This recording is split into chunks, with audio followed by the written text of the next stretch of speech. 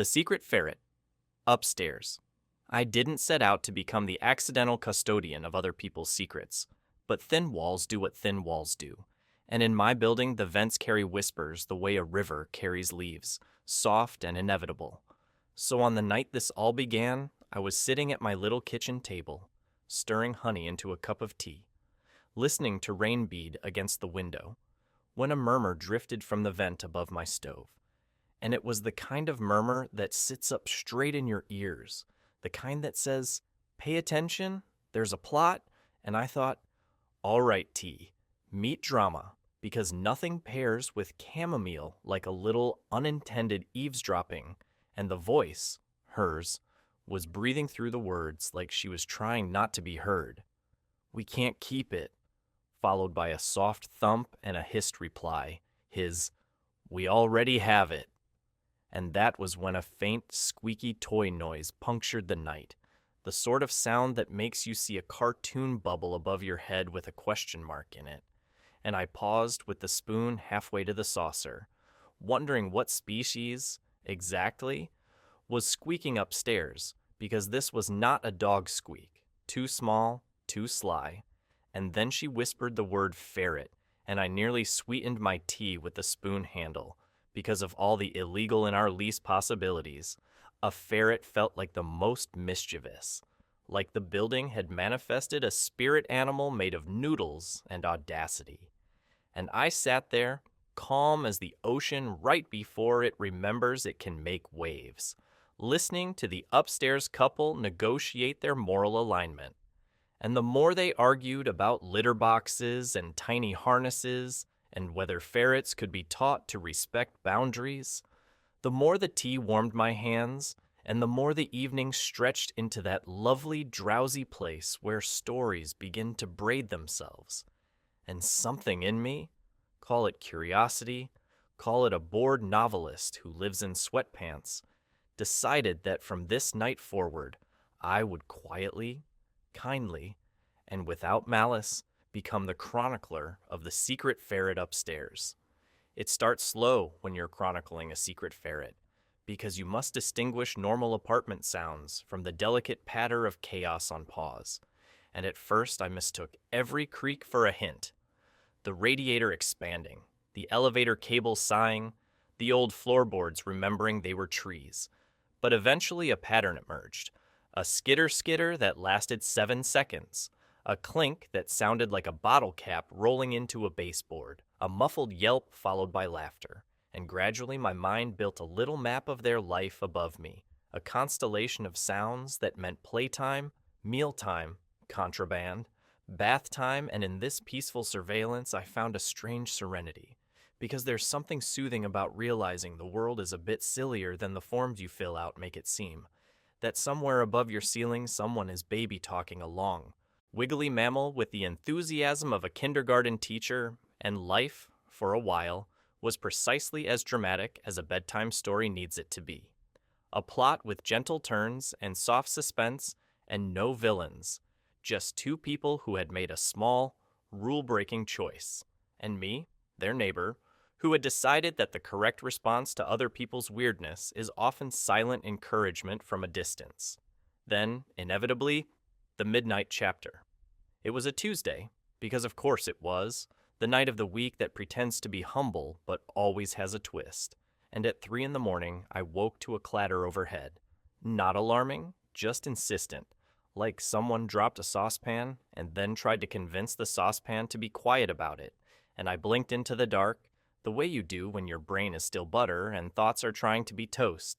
And I heard a soft series of footsteps in the hallway outside my door. The hush-rush of socks on old carpet, followed by a whisper that carried the kind of panic reserved for chasing something shaped like a comma. "He's out!"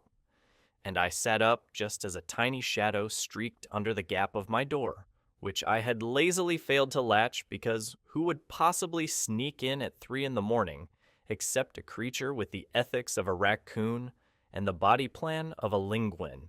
And suddenly my apartment had a ferret in it, and he moved like a rumor, quick and gleeful, vanishing behind my books, reappearing near my shoes, sniffing everything like it owed him money. and I stood there in my oversized t-shirt and sleepy grin, feeling like I'd been cast as the night guard in a museum of tiny adventures, and seconds later, there came a knock. Urgent, but polite. The kind of knock that begs forgiveness before anyone opens the door. And when I did, my upstairs neighbors were there, pajamaed and disheveled, hair in panic swirls, faces folded into apologetic origami. And the woman whispered, "Have you by any chance seen?" And the man finished. A very small, very fast, technically not allowed friend. And at that exact moment, the ferret darted between my ankles with the confidence of a creature who knows no least language can contain his destiny.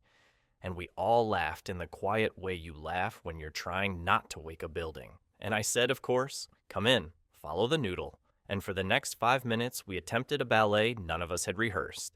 3 humans trying to look gentle while actually being strategic, corralling a slinky with a heartbeat. And it ended as these things usually do, with the ferret distracted by a crinkly bag, scooped up with reverence, held to the woman's chest like a furry scroll proclaiming peace, and the man offered 100 apologies, and a few explanations, and some mortified gratitude, and I, drunk on the sweetness of midnight absurdity, waved it off, and said, "Your secret is safe if I get visiting rights." And the way their faces softened, you'd think I'd offered to babysit a godchild, which, in a sense, I had.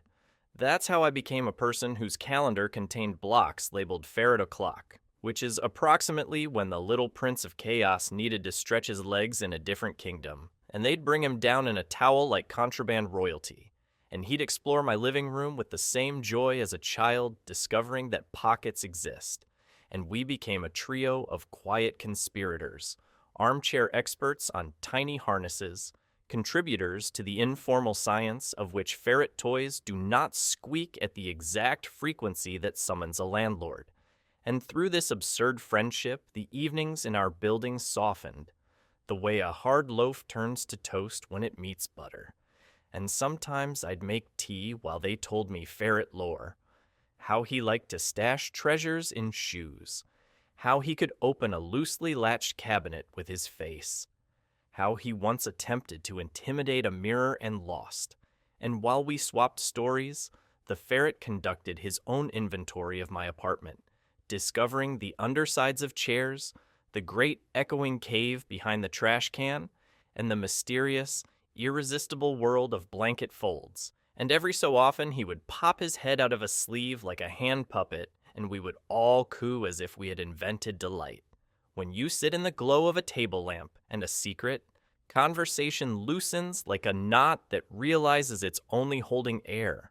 And over weeks I learned their names, learned how they met at a bus stop because the bus was late and the rain was early, learned that the ferret had been an unplanned rescue from a friend who moved away in a hurry, learned that they'd both needed something to take care of that wasn't their phones, and in the soft arithmetic of companionship, it made sense. And I told them about my solitary rituals, about how I eat cereal out of a mug because bowls feel like commitments, about how I leave my window cracked to hear rain translate the city into lullaby. And in that easy, shared quiet, we built a little neighborhood of 3, then 4, if you count the ferret's ego, and I do, because it is large and benevolent. The building, for its part, carried on being exactly itself, a humming machine of lives stacked neatly, but never entirely in order. And some afternoons we'd pass Mrs. Gray in the hallway, who had hair like a cloud that forgot to be threatening, and a smile that knew how many birthdays she'd seen, and she'd say things like, "I hear little feet sometimes," like a wind-up toy. And we would all develop sudden interests in our mail, nodding solemnly at envelopes like scholars, and once the super stood under the upstairs window, hands on hips, frowning at a flower pot whose dirt seemed to shift of its own accord, and we held our breath while the ferret, just inside, practiced the ancient art of remaining extremely still, which for him lasted 8 seconds, a personal record worthy of cake, and I found myself protective of the secret not because secrets are thrilling, though they are, but because it felt like nurturing a small ecosystem of kindness, like watering a plant that only blooms when no one makes a big deal about it. There was, inevitably, one close call. A routine inspection, the kind announced with flyers slid under doors, and a date circled in red that turns everyone into temporary minimalists. And the couple came to me with the ferret swaddled like an uncertain burrito, eyes bright with mischief and obliviousness, and asked if he could vacation at my place for the morning. And I said yes without thinking, because there are times when the answer in a friendship is already standing at the door holding a tiny nose, and we spent those hours like co-conspirators in a gentle heist. Me whispering about the sanctity of baseboards, while he discovered that my sock drawer was a portal to a dimension of softness. And I learned that hosting a ferret is like babysitting Quicksilver, and also that nothing calms the human heart like the sight of a small being sleeping in a sunny square on the carpet, belly rising like a bread loaf, tiny paws twitching in dreams I will never be invited to. And when the all-clear arrived in the form of a text and 2 relieved faces, we celebrated with cookies, and the ferret celebrated by stealing a cookie crumb and hiding it in my shoe, which felt like both a prank and a gift. If you let it, a story will teach you how to end it, and this one chose the ending quietly, like the way music fades at the end of a long day, not with a crash, but with a soft agreement. And months later, over tea and a pile of unsqueaky toys, they told me they were moving across the river to an apartment that allowed pets with fewer footnotes, a place with a little balcony and enough sunshine to hire a full-time nap staff. And I felt the small ache that good news often carries, the kind that says I'm happy for you and I'm also already missing you. And we scheduled one last ferret o'clock, which he attended in his finest glossy coat. And we sat together and told the story back to ourselves like people do when they want to keep something. The vent whispers and the midnight chase and the towel like a royal cape. And we laughed in that soft way that means thank you for letting me be part of this very silly, very lovely thing. And before they left, they gave me a small box tied with a ribbon, and inside was a little bell that didn't ring anymore, rescued from the first toy he'd loved to absolute pieces. And I held it in my palm and felt the weight of something that wasn't heavy. And the ferret sniffed my wrist like he was signing the moment, and I told them they were welcome any time. And I meant it in the way you mean it when you've built a tiny neighborhood inside a city, and you know it will be there whether or not the mail finds it. These days, the vent is mostly quiet, aside from the occasional weather gossip and the distant opera of someone practicing confidence on a saxophone. And when it rains, I still open the window and let the city translate itself into lullaby. And sometimes, when the apartment is especially gentle, I take out the bell that doesn't ring and I set it on the table beside my tea. And I remember that for a while my home had a subtenant with whiskers and a talent for evasion, and 2 neighbors who turned into friends because we all decided that the kindest way to keep a secret is to take care of it together. And if I listen closely, I can still hear the skitter in my head, 7 seconds long, the exact length of a ferret sprint and of a smile that sneaks up on you. And I think that maybe the reason bedtime stories exist is to remind us that life doesn't always need a grand lesson to be worth keeping. Sometimes it just needs a ferret, a vent, a cup of tea, and 3 people willing to whisper the same thing at once. Let's be gentle with this. It's small, and it's ours. The potato salad proposal. Family dinners in my house always begin with optimism and end with mild chaos. The kind of evening where the smell of garlic bread fills the air even though someone has inevitably burned it, and we all sit down pretending this time will be different, that no arguments will bloom between the potatoes and the dessert, that everyone will behave as if we've read the manual on civility. But of course, within an hour, someone always manages to light a spark. On this particular night, I was foolishly confident that we'd escape unscathed. The chicken was cooked properly, the wine flowed. Even my cousin Melissa had not yet found a reason to roll her eyes at the salt shaker. which in itself was a small miracle, because Melissa has the gift of turning any neutral statement into an insult. Say, "Please pass the water," and she'll gasp as if you've accused her of hoarding oceans. But then, as predictably as rain after clouds, my brother leaned back in his chair, and, with that grin he uses when he's about to retell a story he knows will put me in the hot seat, announced that it was time to share again the infamous tale of how I ruined his marriage proposal. He said it like he was a tragic hero, recounting the day a villain snatched destiny from his grasp, and I could see everyone lean forward, forks hovering mid-air, ready to feast on drama as eagerly as dessert. Now his version of the story is cinematic, almost Shakespearean. In his telling, I sabotaged the moment like some jealous side character, swooping in to steal the spotlight. He claims that while he prepared to propose, I distracted his then-girlfriend with clownish behavior, causing him to fumble and drop the ring box right into the potato salad. He always emphasizes the potato salad, like its creamy surface, was the ultimate villain. But somehow, in every retelling, I am the antagonist, the cackling trickster, who turned romance into slapstick. Here's what really happened. He had orchestrated a proposal at a family barbecue, the kind with red plastic cups and folding chairs, the son baking everything until the ketchup nearly boiled in the bottle. He wanted me to distract his girlfriend while he slipped away to fetch the ring. So I did what any loyal sibling would. I entertained her with the most reliable, ridiculous story I had in my arsenal, the tale of how he was once chased across a park by a goose. And not just any goose, a demon goose with wings like batons and a honk that sounded like a war cry. He had screamed like a kettle left on the stove too long, running in circles while strangers laughed and cheered. By the time I described him vaulting over a picnic table with the grace of a startled cat, his girlfriend was laughing so hard she nearly dropped her drink.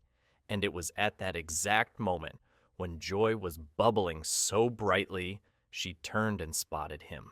He was behind us, sweating, fumbling with the ring box. And whether from nerves or clumsiness, the box slipped. Time slowed. The little velvet square tumbled through the summer air, landed with a most undignified splat right into the bowl of potato salad. Gasps erupted. Forks clinked. A child squealed. The goose story was forgotten. My brother, face redder than the ketchup bottle, fished the ring out, wiping mayonnaise and celery from the band with all the dignity of a man whose future had just been baptized in salad dressing. But she said yes anyway, bless her. And the ring, sanitized and shining, still lives on her finger. Mission accomplished, I thought. Disaster averted. A story for the ages. Yet here I was, years later, being painted as the saboteur. My brother exaggerated for the crowd. I heckled him, he said. I jostled his elbow. I cackled like a villain. Melissa nodded like she was in the jury box, ready to hand down a guilty verdict. Wow, she said dramatically. You totally made it about yourself. Everyone turned to look at me, waiting for my defense, forks poised like gavels. I reminded them calmly that 1, the goose story is objectively funny. 2, the ring was retrieved and thoroughly cleaned. 3, she said yes anyway. And 4, maybe, just maybe, a man should not propose directly above a communal food bowl. But logic rarely thrives at family dinners. My mother tried to soothe things with, at least it wasn't the macaroni salad, that would have been worse, which somehow only fueled the debate. Suddenly, we were in a full-blown courtroom drama. My brother, the tragic hero, me, the villain, the potato salad, the unsuspecting accomplice. By dessert, I was tempted to rise and deliver a closing statement, complete with charts and eyewitness testimony. Instead, I sat serenely, letting the absurdity wash over me, because I realized something. This story had become more than a mishap. It had grown into a legend, a tale that would be told and retold at every family dinner until the end of time. My role was fixed, my villainy assured, and I decided that maybe it was fine. Maybe every family needs a story so ridiculous, so endlessly debatable, that it becomes a tradition. And as I sipped my coffee while my brother reenacted his potato salad retrieval with dramatic hand gestures, I thought that perhaps proposals are not meant to be perfect. Perhaps they're meant to be memorable. Because one day, when their children ask how Dad proposed, they'll hear about laughter, about geese, about potato salad, and about an aunt or uncle who played the accidental jester. And maybe they'll laugh too. Chaos, after all, always has a seat at our family table. The mystery of the missing left shoe. It began on a morning so ordinary it could have been mass-produced. The kind of soft-edged dawn where the kettle hums like a distant beehive and the window stays politely fogged while the street yawns itself awake. And I was in that half-dreamy state where the world feels padded, where thoughts slide rather than clatter, when I reached for my shoes and discovered that the universe had removed exactly half of my ability to leave the house, because the right shoe sat obediently by the door like a soldier at attention, and the left shoe was simply gone, not fallen, not misplaced, not even shy, just absent as if it had written a note that said pursuing my truth and toddled away into the great unknown.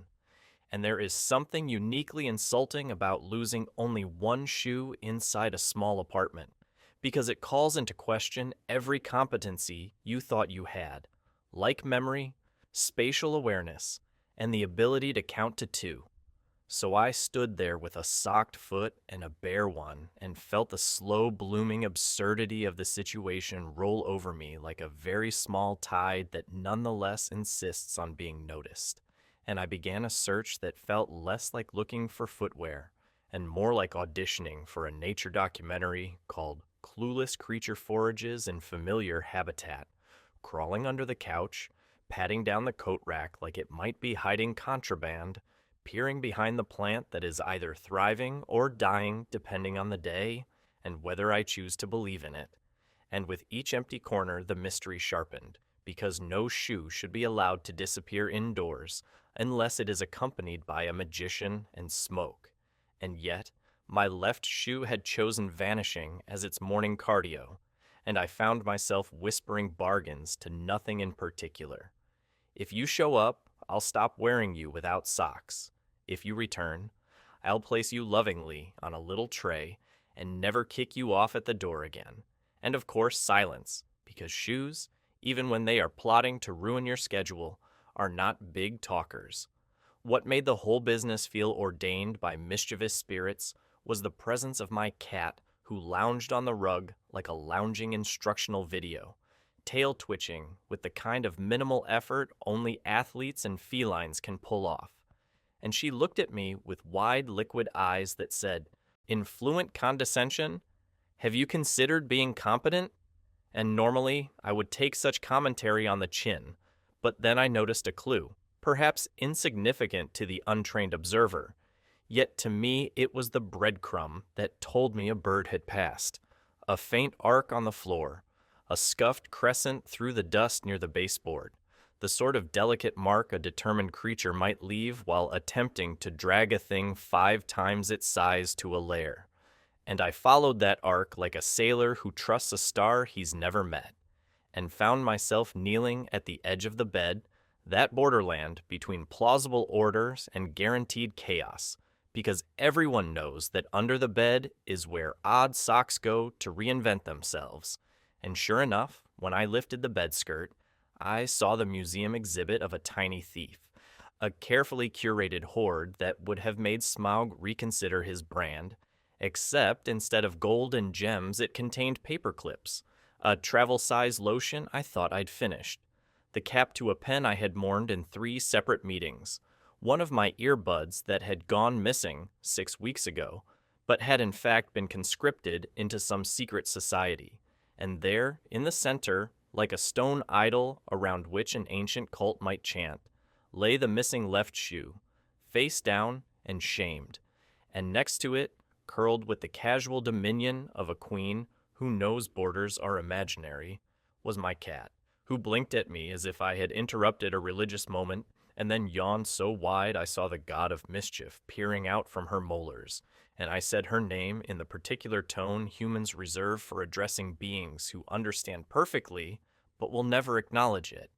And she blinked again, slow as a sundial, like she was taking a portrait, and I felt my annoyance recede the way a wave goes home because I could see, without needing to forgive, that this was less a crime spree and more an art project, a collection assembled by instinct, curiosity, and the delicious challenge of dragging something bigger than your face across a room.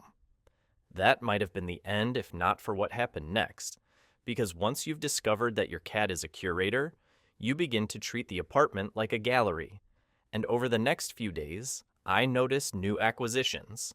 A bottle cap I did not recognize, a single earring that wasn't mine, a hair tie in a color I never buy, and each item arrived with the kind of silent fanfare you feel when a puzzle piece clicks into place, because suddenly you are part of a story, and the story is telling you that your cat has side quests, and perhaps one of those quests includes low-level burglary.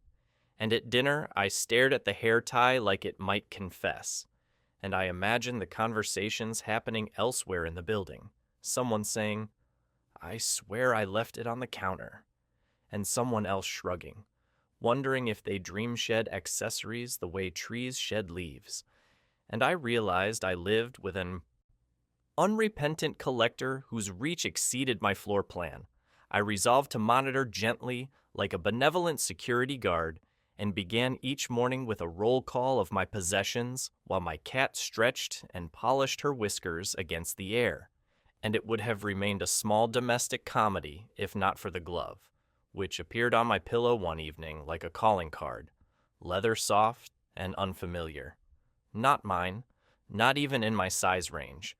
A stranger's glove laid with such precision next to my sleeping head that I briefly imagined my cat adjusting it millimeter by millimeter to achieve the right aesthetic. And the sight was both impressive and alarming, because a glove indoors implies an outdoors that has been personally edited, and I pictured my neighbors retracing their steps, empty-handed and bewildered, and my cat blinked at me from the bureau with a look that said, "You're welcome for the gift. Do not ruin this moment by moralizing." And I sat on the edge of the bed and felt the peace that comes when you accept you are not in charge of the story. So much is sentimental about it.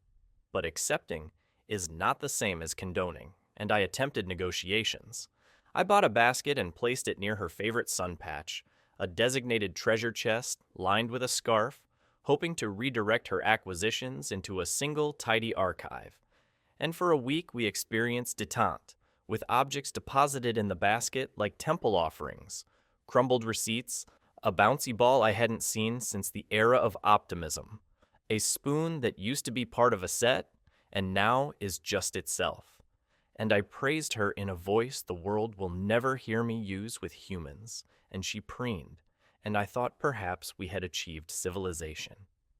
Then came the great toilet paper unraveling, a performance art piece she staged at 2 a.m, unfurling a full roll down the hall like a snowy road to destiny, and I woke to the whisper of paper and the rhythmic thump of her paws, and I followed the trail in a nightgown that made me look like a ghost with opinions, and there she was at the end of the hallway, wrapped in streamers like a small conqueror celebrating victory over a gentle enemy, and I laughed softly into my hands, because sometimes laughter is the only solvent that removes desperation from an otherwise unfixable moment. And I cleaned while she supervised. And after the mess was gone, we sat together on the floor, and I scratched behind her ears until the engine of her purr settled the world. The next morning, as if to apologize or double down, I could not tell which, she dragged the left shoe out again, deposited it by the door, and arranged herself inside it like a croissant filling a cup.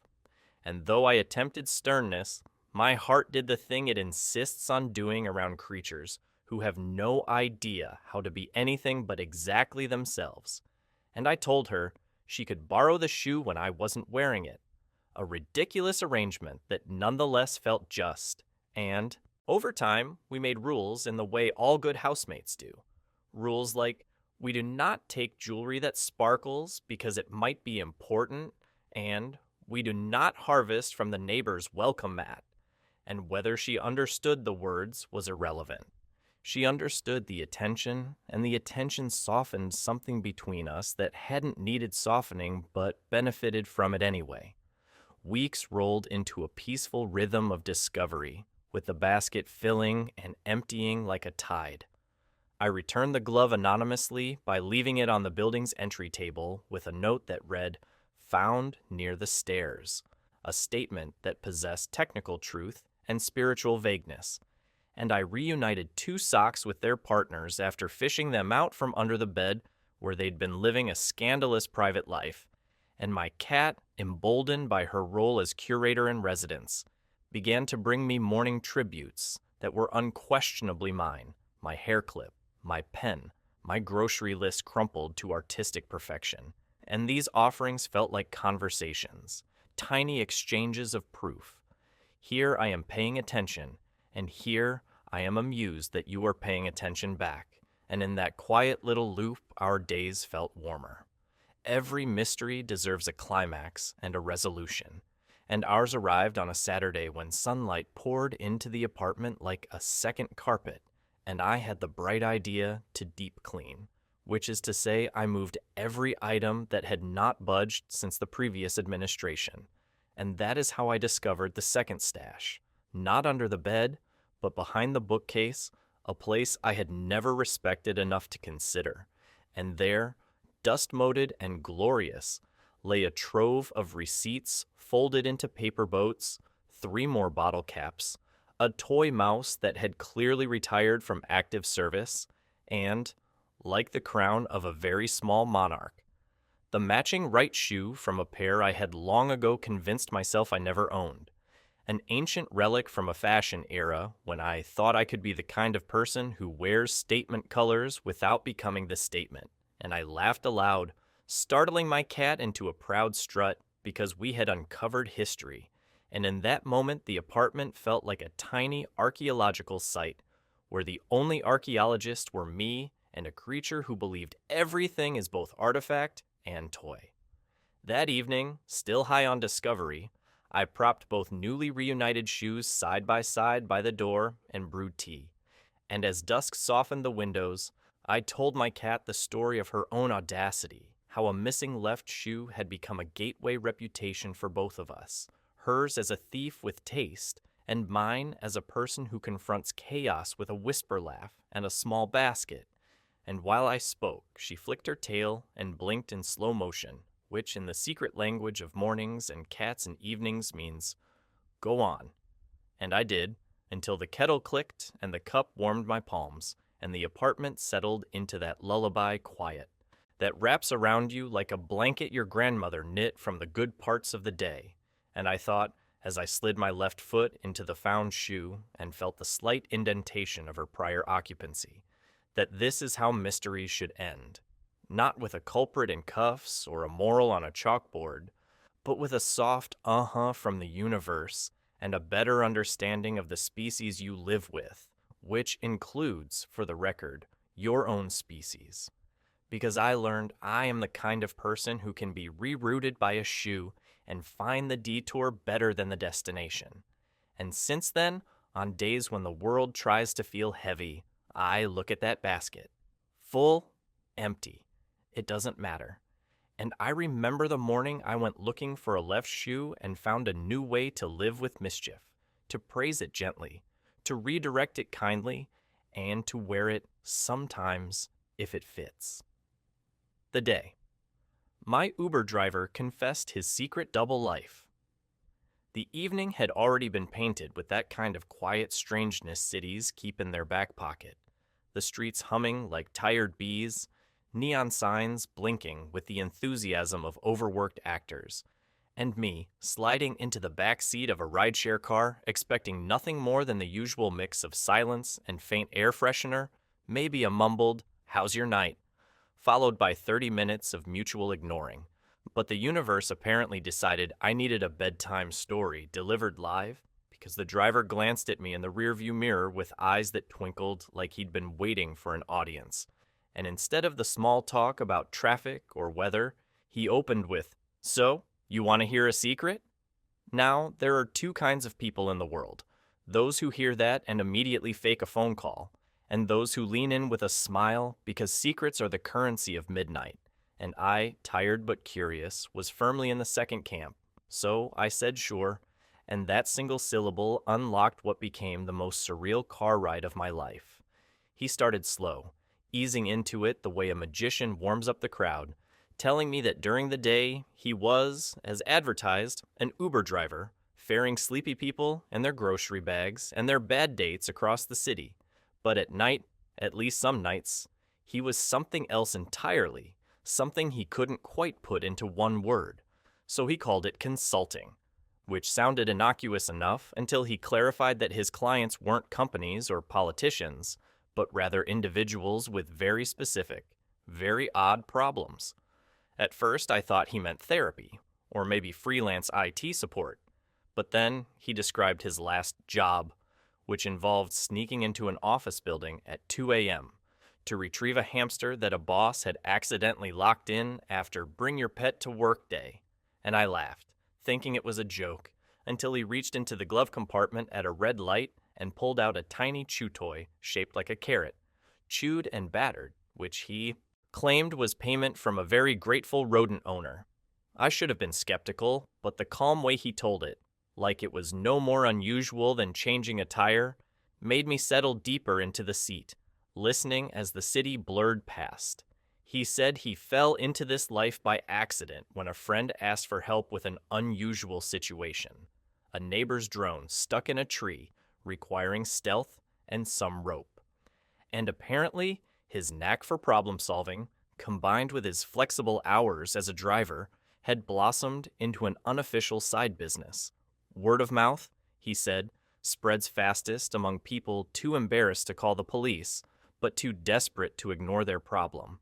And so his phone, tucked into the cup holder with its screen glowing like a secret portal, buzzed occasionally with requests that sounded like riddles. Help moving a mannequin at midnight, assist in feeding a python while its owner was abroad, deliver a love letter to someone who refused digital communication, guard a rooftop garden against raccoons with attitude. I asked him if he ever felt afraid, taking on such strange tasks for strangers, but he shook his head, smiling in that slow way of people who've already thought the thought you're offering, and said no, because most people just need kindness wrapped in absurdity. And besides, he liked feeling like a character in someone else's story, swooping in to solve a problem nobody else would even admit existed.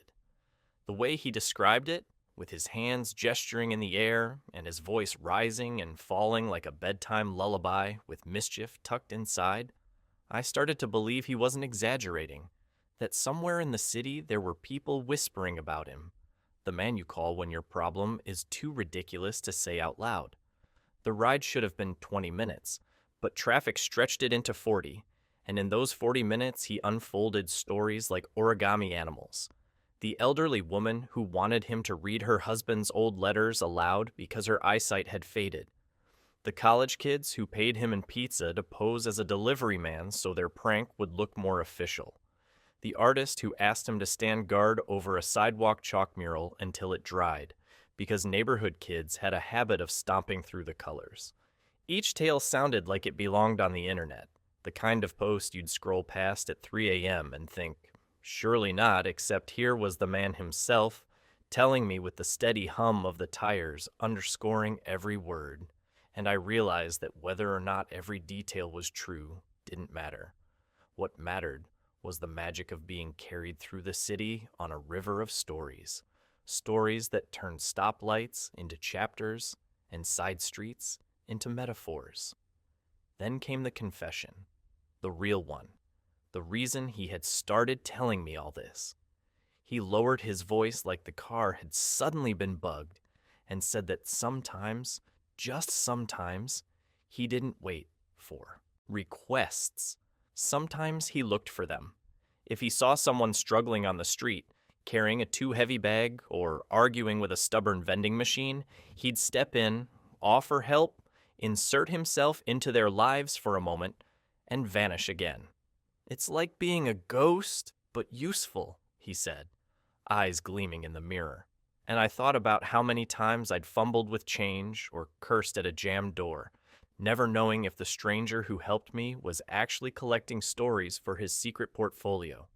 By the time we pulled up outside my apartment, the rain had started, thin silver lines tracing the windshield, and the city felt washed, reset, like maybe all its secrets were being rinsed and carried into the gutters. He turned around, finally meeting my eyes without the buffer of glass, and said, "So now you know. I'm just the driver on your app, but I'm also the guy people call when their world gets a little too weird." And then, like any ordinary ride, he ended the trip, wished me a good night, and drove off, tail lights dissolving into the wet street. I stood on the curb with my keys in hand, wondering if I'd just been handed a story or lived inside one. And as I climbed the stairs, I realized it didn't matter. Because some nights, the city tucks you into bed not with silence, but with the reminder that everyone around you might be carrying a secret double life. And sometimes, if you're lucky, you get to be the stranger they choose to tell. The time. My roommate tried to make soup in a coffee maker. It was winter, the kind of gray and groaning season where the radiator clanks like an old man clearing his throat, and you find yourself wearing socks to bed just to trick your toes into believing in hope. And I lived in a tiny apartment with a roommate who believed rules were more like friendly suggestions whispered by people he didn't trust. And one evening, I walked into the kitchen to find him hunched over the counter with the posture of a man who had been struck by divine inspiration at the exact moment common sense had left the building. And he looked up at me with eyes so wide and excited that I knew, before he opened his mouth, I was about to become collateral damage in an experiment. And sure enough, he said, "Do you think a coffee maker can make soup?" Now, there are questions that should be answered swiftly with no and a change of subject. But my mistake was pausing, because in that pause he saw not skepticism, but possibility. And before I could redirect him toward the microwave or even the stove, the two perfectly qualified candidates standing 10 inches away, he had already begun assembling his materials like a wizard setting up a questionable spell. First came the coffee pot itself, glass and fragile, the one object in the kitchen most likely to shatter under duress, and into it he began dropping ingredients with the glee of a child making mud pies, noodles clinking like xylophones, tiny carrot cubes plinking against the glass, and a bouillon cube rolling in like a bowling ball that had lost its lane.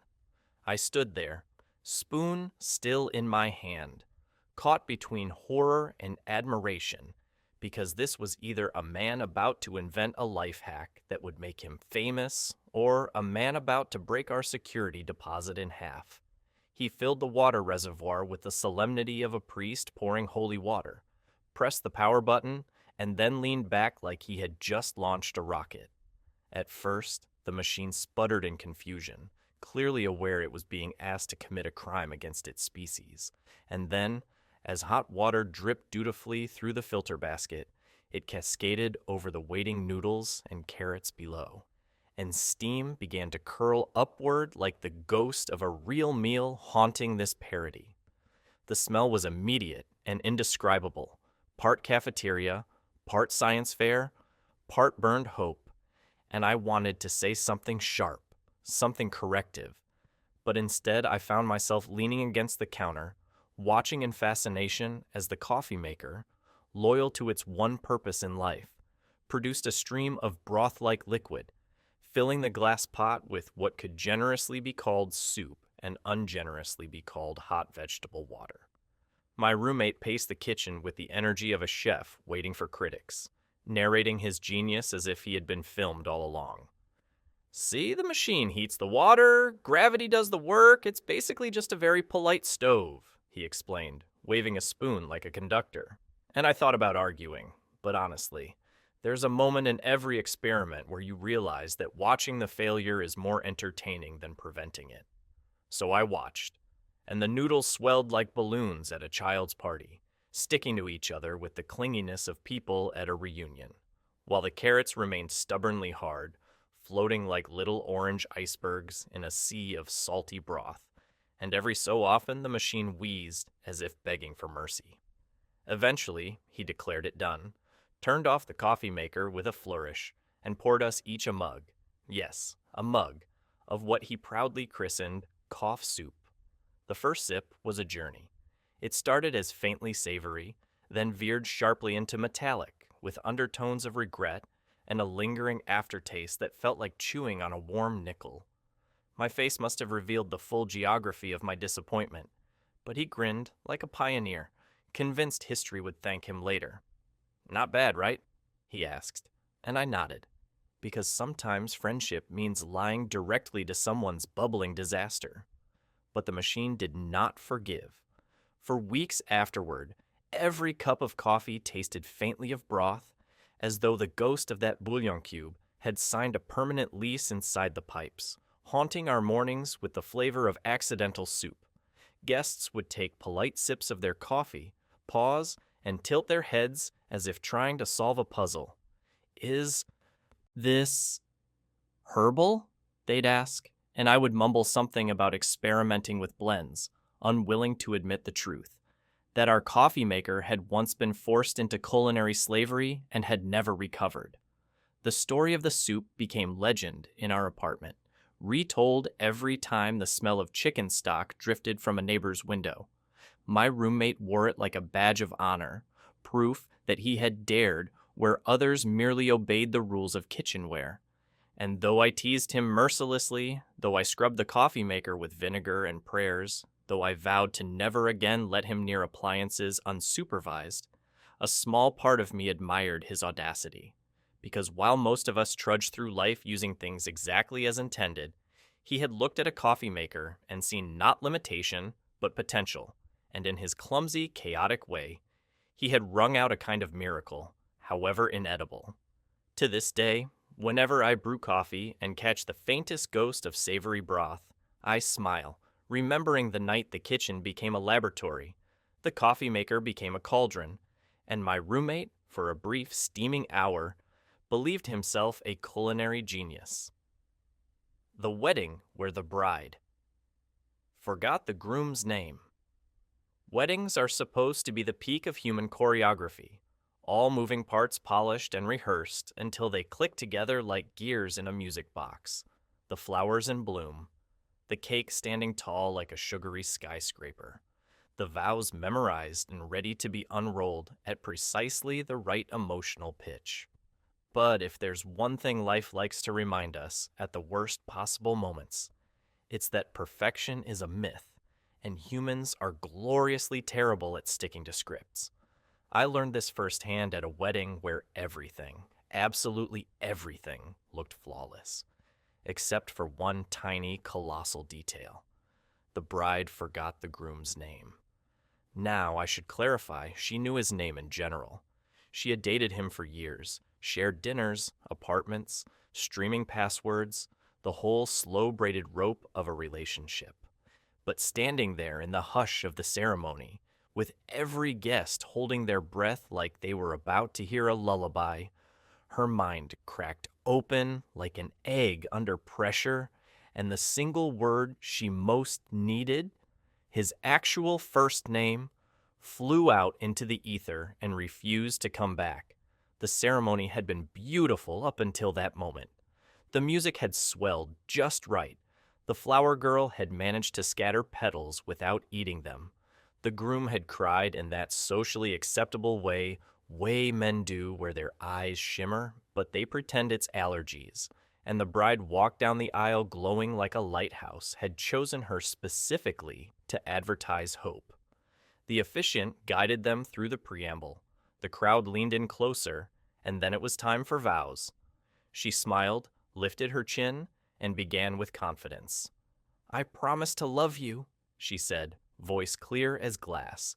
"I promise to stand by you, to grow with you, to cherish every moment of our life together, to, she paused, eyes flickering toward him, to you, my beloved, a silence bloomed, wide and unstoppable. The groom raised his eyebrows in half surprise, half pleading encouragement. She blinked, smiled tightly, tried again. To you, my beloved, Mark? The groom's name was not Mark. A murmur rippled through the audience like wind through wheat. She laughed nervously, cheeks flushing. No, not Mark, of course not. I mean, Michael? Wrong again. The groom's lips pressed together in that way people do when they're trying very hard not to combust. The bride floundered, the officiant coughed. Someone in the back whispered, "Yikes!" And the best man took a very long sip from his flask, disguised as a water bottle. The poor bride spiraled. She knew his name, she swore she did, but the harder she dug into her brain, the more her mind spun, coughing up every male name in the English language except the right one. Matthew? Matt? Mitchell? She sputtered, cycling through an unhelpful mental Rolodex of M names. The groom shook his head slightly, the crowd chuckled despite themselves, and at last, mercifully, the maid of honor whispered the name into her ear. She blurted it out triumphantly, as if she had solved a riddle from the gods, and everyone clapped like the crisis had been a performance all along. Now here's the thing. The groom could have been furious. He could have pouted, held a grudge, let bitterness curl in his chest. But instead, in that moment of tension, he leaned into the microphone with a sly grin and said, "Well, I can't wait to see what name you call me on our honeymoon." The crowd erupted in laughter.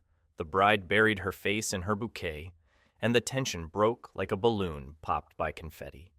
What could have been remembered as a disaster instantly transformed into the kind of story that cements a marriage with laughter rather than ceremony. The rest of the wedding proceeded with only minor mishaps. The ring bearer tripped and launched a ring like it was a skipping stone. The DJ misread the playlist and played Highway to Hell as the cake was wheeled out. But none of it mattered. The story of the forgotten name had already taken root as the centerpiece memory. The one people would retell for years at family dinners. The one the couple themselves would bring up when arguments needed softening. Because what's a wedding if not the world's messiest attempt at promising order while chaos lurks in the corners? Later, during the reception, the bride confessed to me, still red-faced, still laughing, that nerves had hijacked her brain, that she had practiced her vows so many times in the mirror she'd forgotten they were meant for a specific man and not just a generic placeholder of beloved.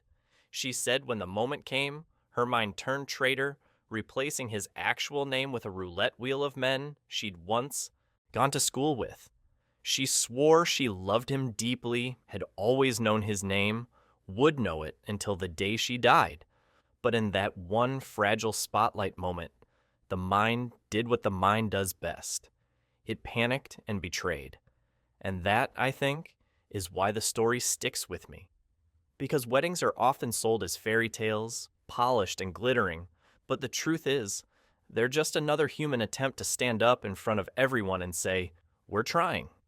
And trying is messy. Trying is mispronouncing names, dropping rings, crying at the wrong parts, laughing when you're supposed to be solemn. Trying is forgetting, then remembering, and then laughing hard enough to carry you both through the embarrassment into the sweetness on the other side. So yes, the bride forgot the groom's name. She blanked in front of everyone they loved. But in forgetting, she gave them a story more honest than any polished vow could have offered. A reminder that love isn't about flawless memory or perfect performance. It's about laughing together when the world tilts sideways, about forgiving the mind for being human, about finding joy in the chaos. And years from now, when they're wrinkled and sipping tea on a porch, I hope they still chuckle about how she almost married Mark, Michael, Matthew, and Mitchell all in one breath, before finally landing on the man she actually chose, the one who knew enough to turn embarrassment into humor, and who understood that in the grand story of a marriage, The best chapters always begin with a mistake that made everyone laugh until their ribs ached. The haunted microwave that wouldn't stay quiet. I moved into the apartment because it felt like the kind of place where the air had been taught to be gentle, a little square of quiet above a street that shrugged its way through daylight and softened into lullaby at night. And the kitchen, though small enough to be mistaken for a closet with aspirations, had the kind of old appliances that made me feel like I was inheriting habits from strangers. The fridge that sighed like a patient aunt, the stove that clicked 3 times before remembering it knew how to be fire, and the microwave, an off-white cube with a faint sunburn of age, perched at eye level like a spectator with opinions. And I didn't know on the first night or the second that this microwave had a personality. I only noticed on the third, when I woke at 2 in the morning to the softest sound, a polite ding, and shuffled barefoot to the kitchen to find the little green clock blinking a time that wasn't a time at all, just a cluster of numbers that looked confused about who they wanted to be, and the door was shut. Nothing inside, the plate gleaming its glassy smile, and I stood blinking back at it like 2 owls who'd surprised each other, and I whispered, "Go to sleep, friend, because sometimes you must speak gently to machines that are older than your patience." The next night, another ding. Not urgent, just inquisitive, the kind of ding you hear in your bones even when the pillow insists on keeping you. And I patted over, pressed stop with the gravity of a judge, and the microwave whirred, the way a throat clears, and I thought perhaps it had memory. Perhaps someone, years ago, had heated midnight milk and taught the machine to want company at ungodly hours. So I poured water into a mug, set it for a minute as a peace offering, and watched the plate spin in slow, hypnotic circles. And when it finished, the cup warm between my palms, I told the microwave, "Thank you," which is not the strangest thing I have said to an appliance, and I went back to bed thinking we had reached an understanding. But machines, like people and cats and any creature capable of wanting, are not easily satisfied when they discover they can summon you. And on the 5th night, it did not ding once, it dinged twice, a tidy pair of chimes like bookends around a sentence. And I rose with a sigh that had a smile tucked inside it, because there was something sweet about being awaited by a microwave that refused to be ignored. And I opened the door, as if to check for phantoms or leftover soup, and felt a little gust of cold air brush my face. And yes, I know that's just physics, but it felt like a greeting nonetheless. Soon, a routine unfurled like a ribbon. Each night, somewhere between 1 and 3, the microwave would offer its quiet punctuation mark to the darkness, and I, the insomniac it had chosen, would shuffle out to press the button that meant hush. And for a week, I resented it the way you resent a neighbor's wind chimes you almost like, but not quite.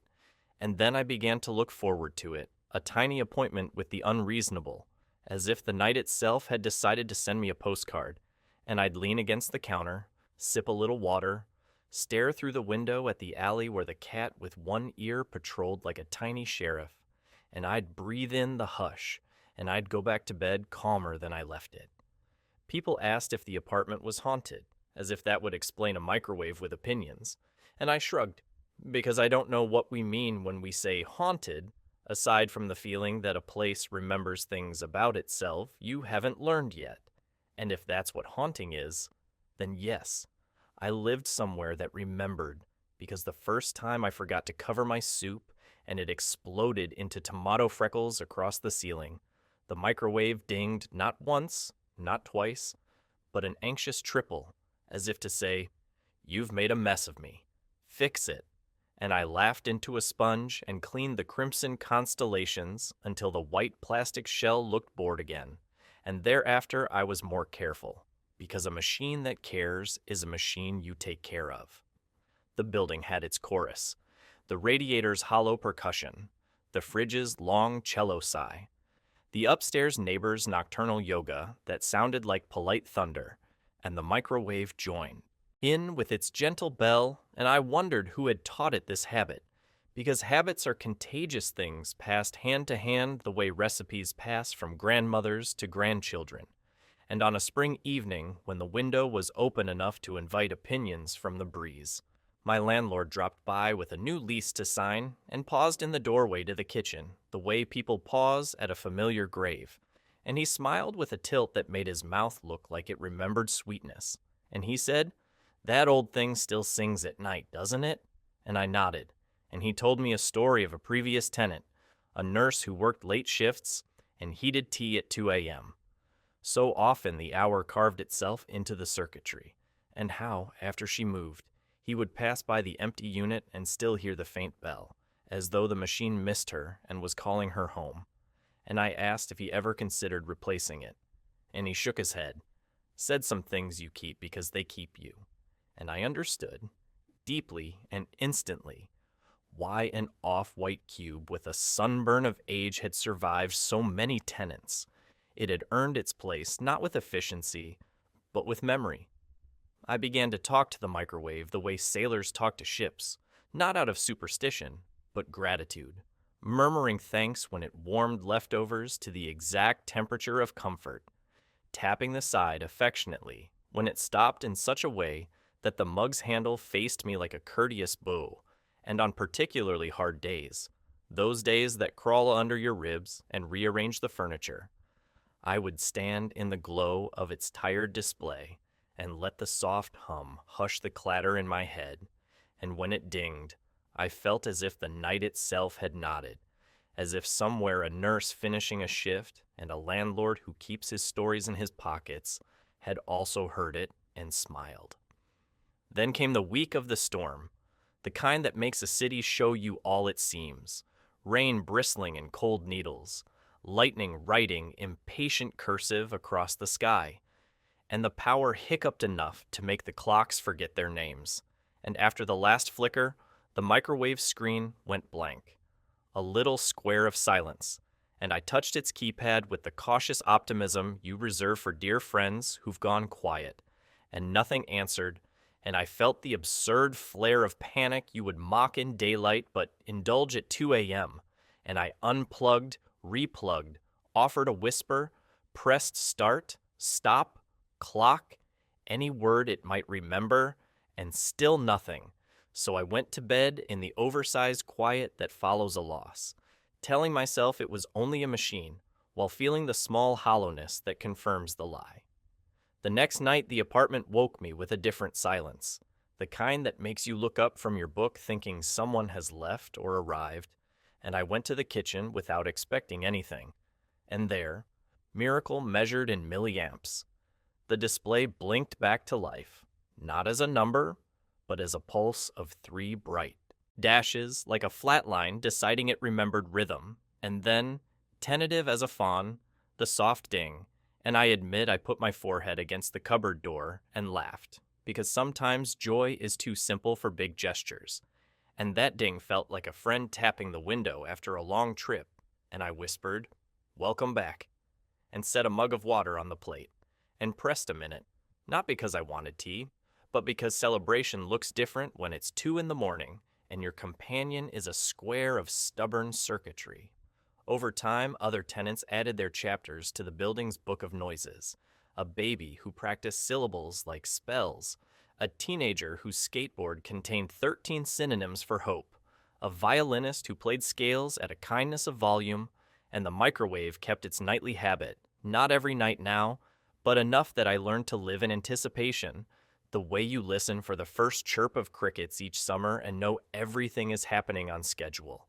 And when friends visited and slept on my couch under the quilt that smells faintly of lavender and a past I don't quite remember, they would wake in the night and ask in the morning if the apartment had a doorbell that rang for ghosts.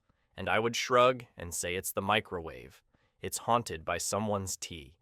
And they would nod as if that explained it perfectly. Which, of course, it did. I replaced the light bulb inside once, a delicate surgery that made me feel important, and I wiped the ceiling again after the spaghetti incident, and I learned the exact timing of the buttons so that the beeps traced a little melody that meant good night, and I realized one afternoon while watching dust flirt with sunlight in a beam near the sink that the thing I loved most about the haunted microwave was not the ding or the myth, but the gentle discipline it taught me. To notice small sounds and treat them as invitations rather than interruptions. To step into a narrow kitchen at an unreasonable hour and let the ordinary rearrange into ceremonial. To hold a warm mug and think of strangers whose rituals linger in the devices they touched, because the world is full of grand stories that thunder and demand attention. But most days, you will survive on the quiet ones that tap once, politely, and wait. Among the many little rituals I now keep, a book always face down at the same page, a plant misted even when I'm not sure it deserves such faith, a habit of opening the window during rain so the city can croon. I keep the midnight greeting, a compact between me and a machine that should have been replaced and wasn't. And when I move, as we all inevitably do, I imagine leaving a note taped inside the cabinet where the mugs go, telling the next tenant to listen carefully around 2, to pour water and press 1 minute if they feel lonely, to understand that the ding is not a demand but an invitation, and that no, the apartment is not haunted in the scary sense, only in the accurate sense that rooms remember the tenderness they've hosted, and sometimes, if you're kind and a little bit curious, the appliances will help you hear it. And if one day the microwave falls finally silent, no more dashes, no more dings, I think I will not rush to replace it, not yet. I will leave it plugged in like an old friend sleeping, and I will heat my tea on the stove for a while, letting the kettle sing in a different key.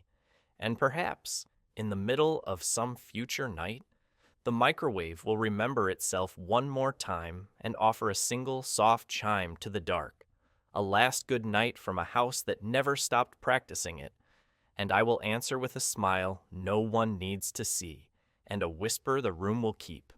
Thank you, I heard you, I was awake, I am here. The office plant that outlived the CEO. Our office was not glamorous. It was the kind of building that had beige walls pretending to be professional, fluorescent lights buzzing faintly like a swarm of irritated bees, and carpet squares in a pattern so aggressively bland it felt designed to erase memory. But in the corner of the lobby stood a plant, a tall, leafy sentinel that had been there longer than anyone could really remember. Some said it was a ficus, others claimed it was a dracaena, but everyone agreed it was older than the interns and possibly older than the photocopier, which was saying something. It was already in its pot when the current CEO arrived a decade ago, and in the silent, stubborn way of greenery, it stayed. At first it was just background scenery, a splash of green in the daily blur of gray, but over the years the plant became more than decoration. It became an institution. It was watered, sometimes faithfully, sometimes haphazardly, depending on who the office manager was that year. People whispered theories about how it had survived forgotten long weekends and one catastrophic Christmas when the building's heat shut off. Someone swore the plant had grown stronger during a power outage, as though darkness and silence were its true nourishment. The CEO, for all his speeches about innovation and growth, rarely noticed it. He'd stride past the lobby with his briefcase, eyes fixed on markets and mergers, never glancing at the quiet living thing that shared his workplace. Yet the employees noticed. Whenever someone quit, they'd stop by the plant on their last day, pat a leaf like they were saying goodbye to a wise elder. When promotions happened, bouquets arrived and withered, but the plant stayed lush. It became the witness of all our tiny triumphs and disasters. Then came the year the CEO's health declined. Rumors swirled in the way rumors do, half-truths spilling like coffee on white shirts. He came in less, left earlier, until finally one day we were told he had passed away. The office went quiet, a hush settling over the cubicles. Memorial emails were sent. Flowers arrived and were placed in vases that soon sagged and browned. But the yiku plant in the lobby stood unshaken, its leaves glossy, reaching toward the weak winter light, as if nothing extraordinary had happened at all. It was then we realized the plant had outlived him. and once someone said it aloud. The plant outlived the CEO. It spread like wildfire. People began to treat it differently. They spoke to it more openly, joked about asking it for advice. Someone draped a black ribbon around its pot for a week, and no one removed it. A group of accountants even held their morning meeting near it for wisdom. The office gossip wasn't about mergers or hires anymore. It was about how this plant, rooted and wordless, had seen leaders come and go, had endured our fluorescent jungle, and was now the oldest living employee. The plant thrived on the attention. Or maybe we just imagined it thriving, because each day it seemed greener, taller, more defiant. When new executives came to tour the office, people whispered, "That's the plant that outlived him," like it was both a curse and a blessing. Jokes turned into superstition. Some claimed the plant granted longevity to those who cared for it. Others said if you neglected it, your career would wilt. I once watched a senior manager, notorious for his arrogance, nervously pour half his water bottle into the soil after accidentally brushing a leaf. Years passed. The company shifted directions, new policies came and went, but the plant endured. Interns who started their careers fetching coffee eventually rose to managers, and still the plant stood at its post, quiet and unmovable, like an oracle with roots. Its story became legend told to newcomers. "See that plant? It's been here longer than the CEO who built this place. Don't underestimate it and me." I started to believe the plant wasn't just surviving, it was keeping record. Every whispered complaint, every shared laugh, every late-night overtime sigh, it absorbed it all. It wasn't haunted exactly, but it was inhabited, heavy with memory. And sometimes, when I passed through the lobby alone, I'd pause, lay my palm on a leaf, and swear it pulsed faintly back, like it knew. One morning, during yet another leadership shuffle, I came in to find a new directive pinned to the bulletin board. Lobby renovation planned. Old fixtures will be replaced. Panic rippled quietly through the staff, because we all knew what fixtures meant. The plant. Our plant, the one that had outlived a CEO. We staged a polite rebellion. People signed petitions, whispered protests. Even the cleaning crew muttered protectively about it. By the end of the week, the executives announced the plant would stay. They smiled like they'd made a gracious decision, but we knew it was the plant itself that had won. And it's still there. New interns walk past it without noticing, but eventually they will. Everyone does. Because sooner or later, when the office feels heavy and the meetings feel endless, you'll find yourself glancing at that quiet green survivor and remembering that growth is not always loud, survival is not always dramatic, and sometimes the most powerful presence in the room is the one that never speaks at all. And maybe someday, long after I've moved on, someone else will pause, notice its leaves brushing the ceiling, and realize it has outlived yet another leader, and they'll smile at the thought that in this little beige building full of fleeting ambitions, the true CEO has always been the plant. The neighbor who watered my plastic flowers. When I moved into my apartment, I put a row of fake flowers on the balcony. They weren't chosen for beauty so much as survival, because I know myself well enough to admit that if it breathes, eats, or requires even the faintest upkeep, it's doomed in my care. Plants, fish, sourdough starters, they've all perished under my distracted watch. So, fake flowers, bright pinks, yellows, purples, leaves shiny with factory varnish, the eternal bouquet that needed nothing from me but occasional dusting. They stood proudly in their little pots, declaring to the world, "Here lives someone who enjoys the idea of nature without the stress of commitment." For months, they sat there quietly, tricking strangers who passed by into thinking I was capable of nurturing life. Then one day, I noticed something odd. The petals were damp. Not rained on damp, not morning dew damp, suspiciously freshly watered damp. I crouched, sniffed, touched, confused. Fake flowers don't drink, and I certainly hadn't been pouring water into plastic soil. I chalked it up to the weather. But the next day, it happened again. Damp leaves, drops clinging to plastic petals, a dark ring at the base of the pot like water had soaked through. I felt a prickle of unease. Was someone watering my fake flowers? And if so, why? The mystery stretched for a week, and each day the evidence grew clearer. The pots were being consistently, carefully watered, sometimes too much, little puddles gathered on the balcony floor. My imagination galloped. Was it the landlord, sneaking around with a watering can, convinced all tenants must maintain their balconies? Was it the work of a secret horticultural vigilante, determined to keep every plant alive, whether real or not? Or was it a ghost, tragically clinging to the habits of tending gardens in life? I considered leaving a note. Dear mysterious waterer, thank you, but these flowers are plastic. But I didn't want to embarrass anyone. Maybe they found joy in watering them. Maybe it gave them purpose, a ritual. So instead, I kept watch. One afternoon, while sipping tea inside with the sliding door cracked open, I heard it, the gentle clink of a watering can. I froze, peered through the curtain, and there she was, my neighbor from the apartment across the way, leaning over the railing, watering my flowers with such tenderness it made me pause.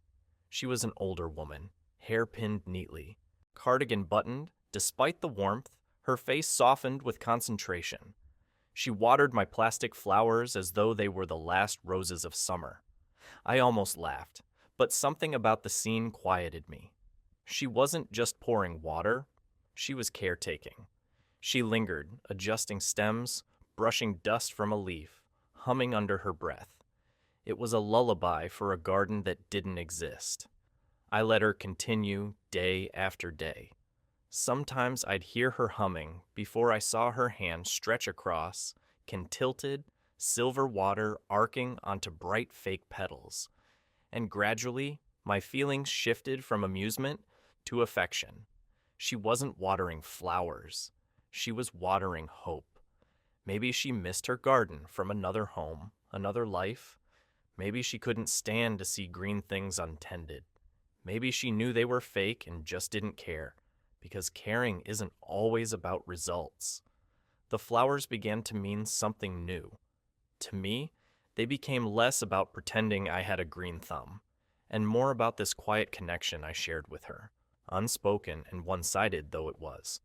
I stopped dusting them, let her have that task. I even rearranged them into fuller, more impressive displays, just to give her something extra to nurture. Months passed, seasons turned, and then, one week, the watering stopped. Days went by with the flowers bone dry, their glossy petals catching only dust. I felt a pang. I found myself missing the soft sound of water hitting plastic, the ritual of her tending. Concern prickled in my chest. Had she gone away? Was she sick? I asked around casually. Learned she'd been hospitalized briefly, but was recovering. Relief washed over me, mixed with something else. I wanted to do something for her. So I bought a small pot of real flowers, a hardy little violet, and placed it on the balcony beside the fakes. I watered it myself at first, hoping she'd notice when she returned. And she did. A week later, I caught her leaning over again, watering both the imposters and the real thing with equal care, her cardigan sleeves rolled back, her humming filling the air like nothing had changed. I never told her. I never interrupted the ritual, because it wasn't really about the flowers at all. It was about the tenderness of someone who couldn't help but care, who saw a need even where none existed and filled it anyway. And somehow, in that quiet exchange, my fake flowers became the most alive thing I owned. Even now, whenever I look at them, I remember that sometimes people water what doesn't need watering, not because it changes the thing, but because it changes them. And maybe, if you're lucky, it changes you too. The Great Sandwich Theft of 2019. It started, as most office dramas do, with something small, something so ordinary that no one thought twice about it at first. A sandwich? A simple ham and cheese on wheat, wrapped neatly in wax paper, tucked into the communal fridge between a container of questionable leftovers and someone's fancy glass bottle of kombucha that had been sitting there so long it could have qualified for tenure. The owner of the sandwich, let's call him Greg, because every office has a Greg, was a man of habits. He made the same sandwich every morning, cut diagonally, crusts intact, with just the right balance of mustard to mayo. It was his anchor in the stormy sea of spreadsheets and pointless meetings.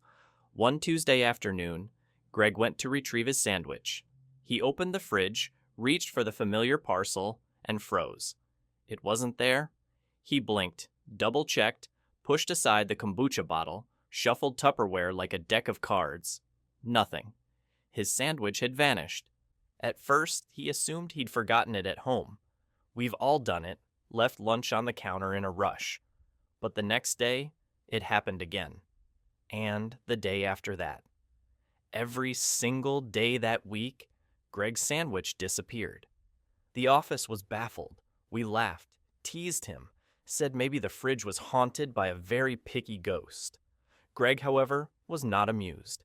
He began labeling his sandwiches in bold marker. Greg's lunch? Do not touch. Still, they vanished. He escalated. Greg's sandwich? Not yours! Seriously! The thefts continued. Soon the entire office was invested. Who was the sandwich thief? Theories bloomed like mold in the fridge. Some thought it was the intern, too broke to buy lunch. Others suspected accounting. Quiet types are always cast as culprits. One person even suggested the janitor, sneaking snacks during late-night rounds. Every day the tension thickened. Greg grew more theatrical, sighing loudly around noon, making pointed comments about some people lacking morals. He even posted a note on the fridge door. Thou shalt not steal sandwiches. Exodus 2015. Finally, Greg snapped. On Friday, he brought in a decoy sandwich stuffed with the spiciest ghost pepper sauce he could find, slathered on so thick it glowed red like lava. He wrapped it up innocently and placed it in the fridge, then sat back at his desk, waiting like a fisherman with baited line. Around noon, we all heard it. A muffled cough, followed by frantic footsteps, then the sound of water running in the bathroom. The thief had struck. Greg sprinted to the kitchen, flung open the fridge, and sure enough, the decoy was gone. He returned triumphant, arms raised like a gladiator. The office buzzed with anticipation. Who was it? Who couldn't handle the heat?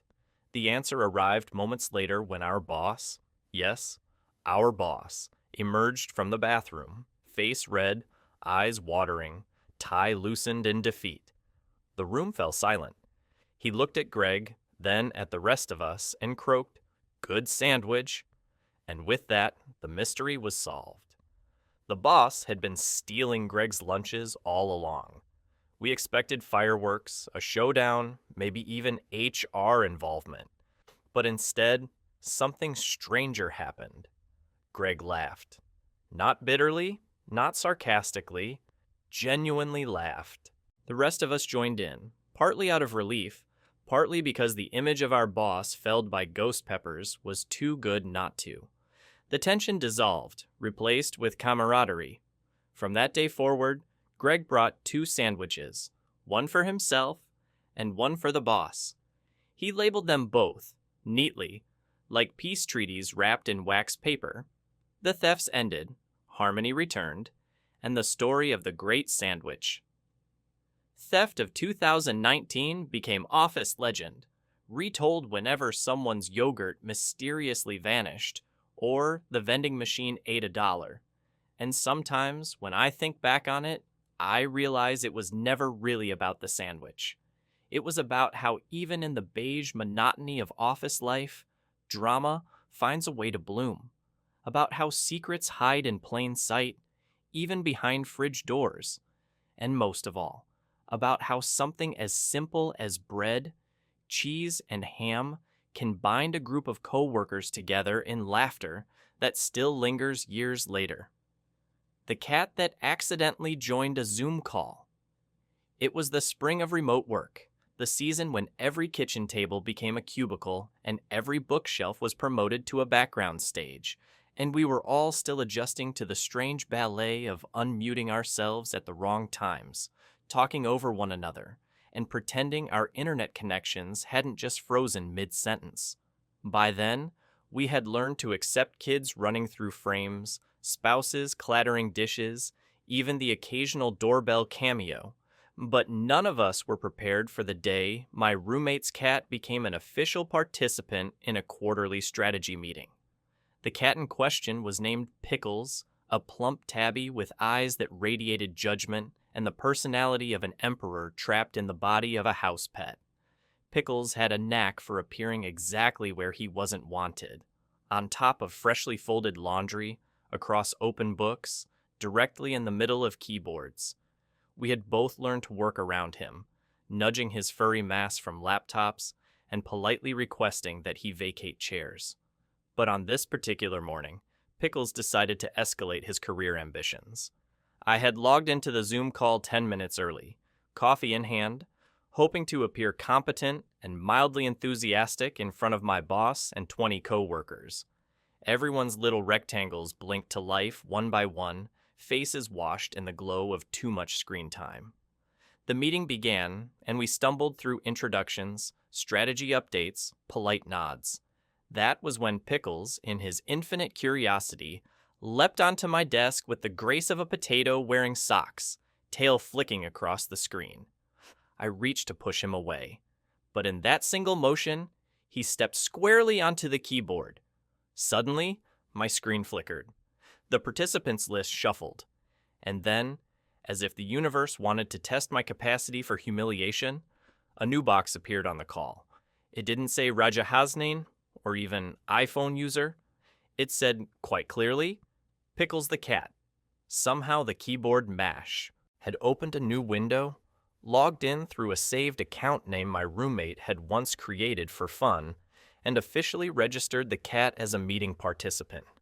There was a pause, then laughter, the kind that bursts out before anyone can stop it. Who's Pickles the cat? My manager asked, eyebrows raised in both confusion and delight. The camera had defaulted on, and there he was, Pickles himself, enormous tabby face filling the square, nose nearly pressed to the webcam. He blinked once, slow and disdainful, as though inspecting his new colleagues. The chat box lit up instantly. New team member? Finally, someone with leadership potential. Looks like a strong candidate for VP of snacks. I scrambled to undo the catastrophe, but every frantic keystroke only seemed to make it worse. Now Pickles had somehow screen shared, and the entire team was treated to a slideshow of files from my desktop. Half-finished reports, a folder labeled embarrassingly bad drafts, and worst of all, a meme I'd saved that morning of a cat in a business suit captioned Monday Mood. The irony was nuclear. Pickles purred loudly, his face vibrating against the mic, a deep rumble that filled everyone's headphones. My boss, trying to keep composure, asked, "So, what are Pickles' thoughts on the quarterly budget?" The entire meeting dissolved into laughter. Grown adults, managers, and directors and analysts, wiping tears from their eyes while Pickles meowed loudly as if delivering a decisive rebuttal. After 5 chaotic minutes, I managed to wrestle him off the keyboard and log his account out, returning to the call red-faced and apologetic. But instead of frustration, what I saw were smiles. My boss grinned.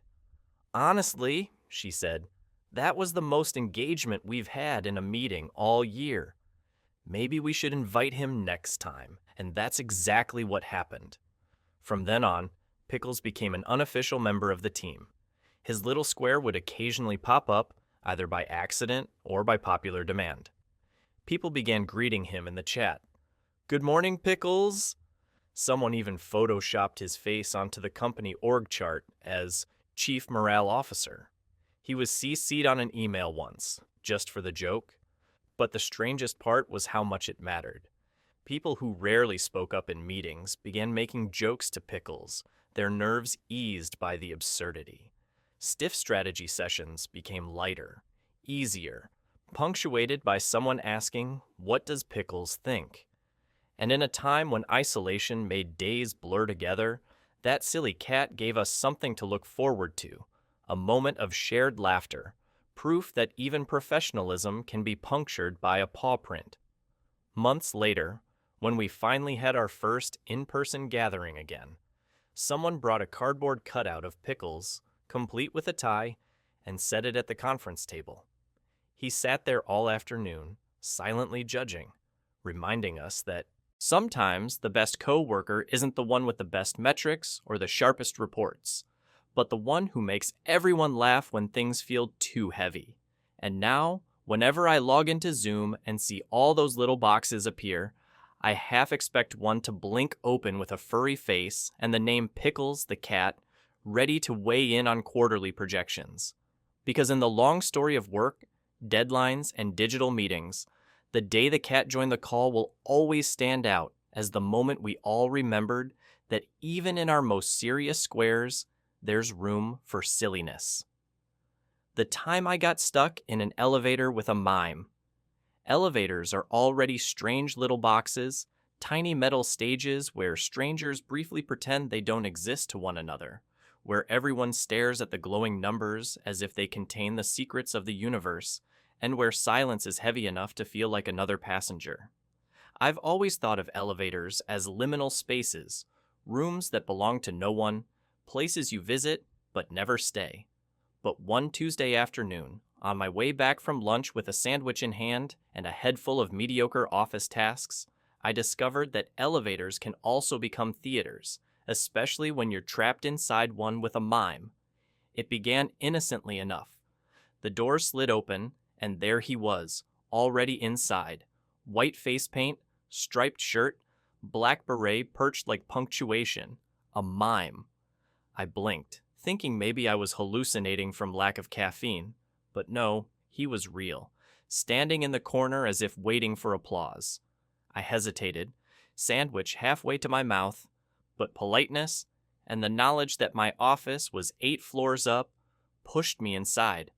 I pressed my floor, the doors closed, and that was when fate, or rather poor maintenance, decided to intervene.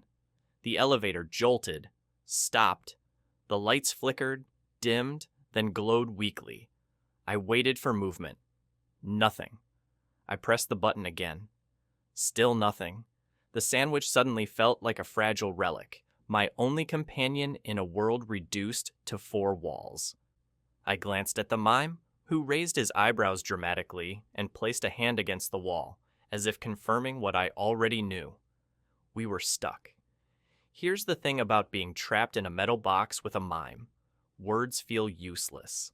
I muttered something like, "Oh great, just what I needed today," but he only tilted his head, lips pressed into a line, miming a sigh. I pressed the emergency call button, spoke into the little intercom, and was assured by a disembodied voice that help was on the way. Estimated time, at least an hour. An hour. In a box. With a mime. At first I tried to ignore him, scrolling my phone, nibbling my sandwich. But mimes, it turns out, do not tolerate being ignored. He began performing. Slowly. Deliberately. As if we had agreed this was now a show. He mimed climbing an invisible rope. Mimed pushing against the elevator walls as though trying to open them with brute force. Mimed fainting. Dramatically into an invisible chair. I tried not to laugh. I failed. Something about the absurdity cracked me open. Here we were, suspended between floors, lives paused, and instead of panic or silence, I was being treated to a private performance. I leaned against the wall, chewing, watching him pull flowers out of invisible pockets, juggle imaginary balls, lean into an imaginary windstorm that pushed him sideways until he collapsed in a heap. I applauded. He bowed. Minutes ticked by, then half an hour, then more. We settled into a rhythm. He'd perform, I'd react. I shared my sandwich with him, tearing it in half, handing it over. He accepted it with exaggerated gratitude, pretending it was a royal feast, bowing so deeply his beret nearly fell off. He pretended to toast me with his sandwich half, clinked it against mine like a glass, and we both laughed. Somewhere in that metal box, the mime stopped being a stranger. He became a companion in absurdity. He mimed asking about my life, pointing at me, making typing gestures, holding his hand to his ear like a phone. I answered aloud, telling him about work, about stress, about how I never thought my Tuesday would end like this. He nodded solemnly, mimed scribbling notes on invisible paper, then mimed patting me on the back. I asked about him, and he mimed a long road, suitcases, a stage. He pulled an invisible rope, climbed it, then spread his arms wide like curtains opening. I realized he was telling me his life. A performer, always moving, always entertaining, even when the audience was just one tired office worker and half a ham and cheese sandwich. By the time the maintenance crew pried the doors open, an hour and 15 minutes later, I didn't want to leave. The outside world felt too ordinary, the fluorescent hallway too harsh. I turned back once before stepping out, and the mime gave me one last silent salute, hand to forehead, then pressed an invisible elevator button with a flourish. I never saw him again. I half expected to, maybe on a street corner or a park, but no. He remained a character sealed in that one suspended hour, a story I carried away like a souvenir. And now, whenever an elevator jolts or pauses a little too long, I smile instead of panic. Because once, in the strange theater of an office building elevator, I learned that silence isn't empty. And sometimes the best company is the kind that doesn't need words at all. The birthday cake that set off the fire alarm. Birthdays in the office are usually low-stakes affairs. Someone brings in a cake from the grocery store. There's a brief interruption around 3 in the afternoon. Everyone gathers by the break room table, pretending to be excited for buttercream frosting. And then we all shuffle back to our desks with plastic forks and sugar sweats. But one particular birthday, for reasons no one could have predicted, managed to escalate into an event so chaotic it became part of office lore. The kind of story whispered to new hires months later with the hushed reverence reserved for cautionary tales. It was the birthday cake that set off the fire alarm. The plan had been simple. Sarah from HR volunteered to bake the cake instead of buying one, wanting to make it special. Sarah was the kind of person who owned aprons with puns on them and spoke about vanilla extract like it was a family heirloom. She arrived at the office that morning with a box so carefully carried, you'd think it contained crown jewels. She placed it in the break room fridge with a triumphant little flourish and announced, "No one peek until 3." By mid-afternoon, the anticipation built. Rumors circulated about triple layers, ganache, maybe even fondant. At 3 sharp, we gathered. The fridge opened, out came the cake, and it was indeed impressive. Towering, frosted with swirls that looked piped by angels with steady hands, little sugar flowers perched like shy guests at a garden party. We oohed, we ahed. Candles were produced, matches struck. That was when fate, with impeccable comedic timing, intervened. Someone, no one remembers who, lit the candles with enthusiasm. They weren't ordinary candles, but those trick candles, the kind that reignite when blown out. Someone thought it would be funny. The flame flared higher than expected, and suddenly the frosting near the base began to smoke. Not melt, smoke. Within seconds, a thin gray ribbon curled upward, setting off the most sensitive smoke detector known to humankind. The alarm shrieked, loud, unyielding, the kind of sound designed to make you abandon everything and rethink your life choices.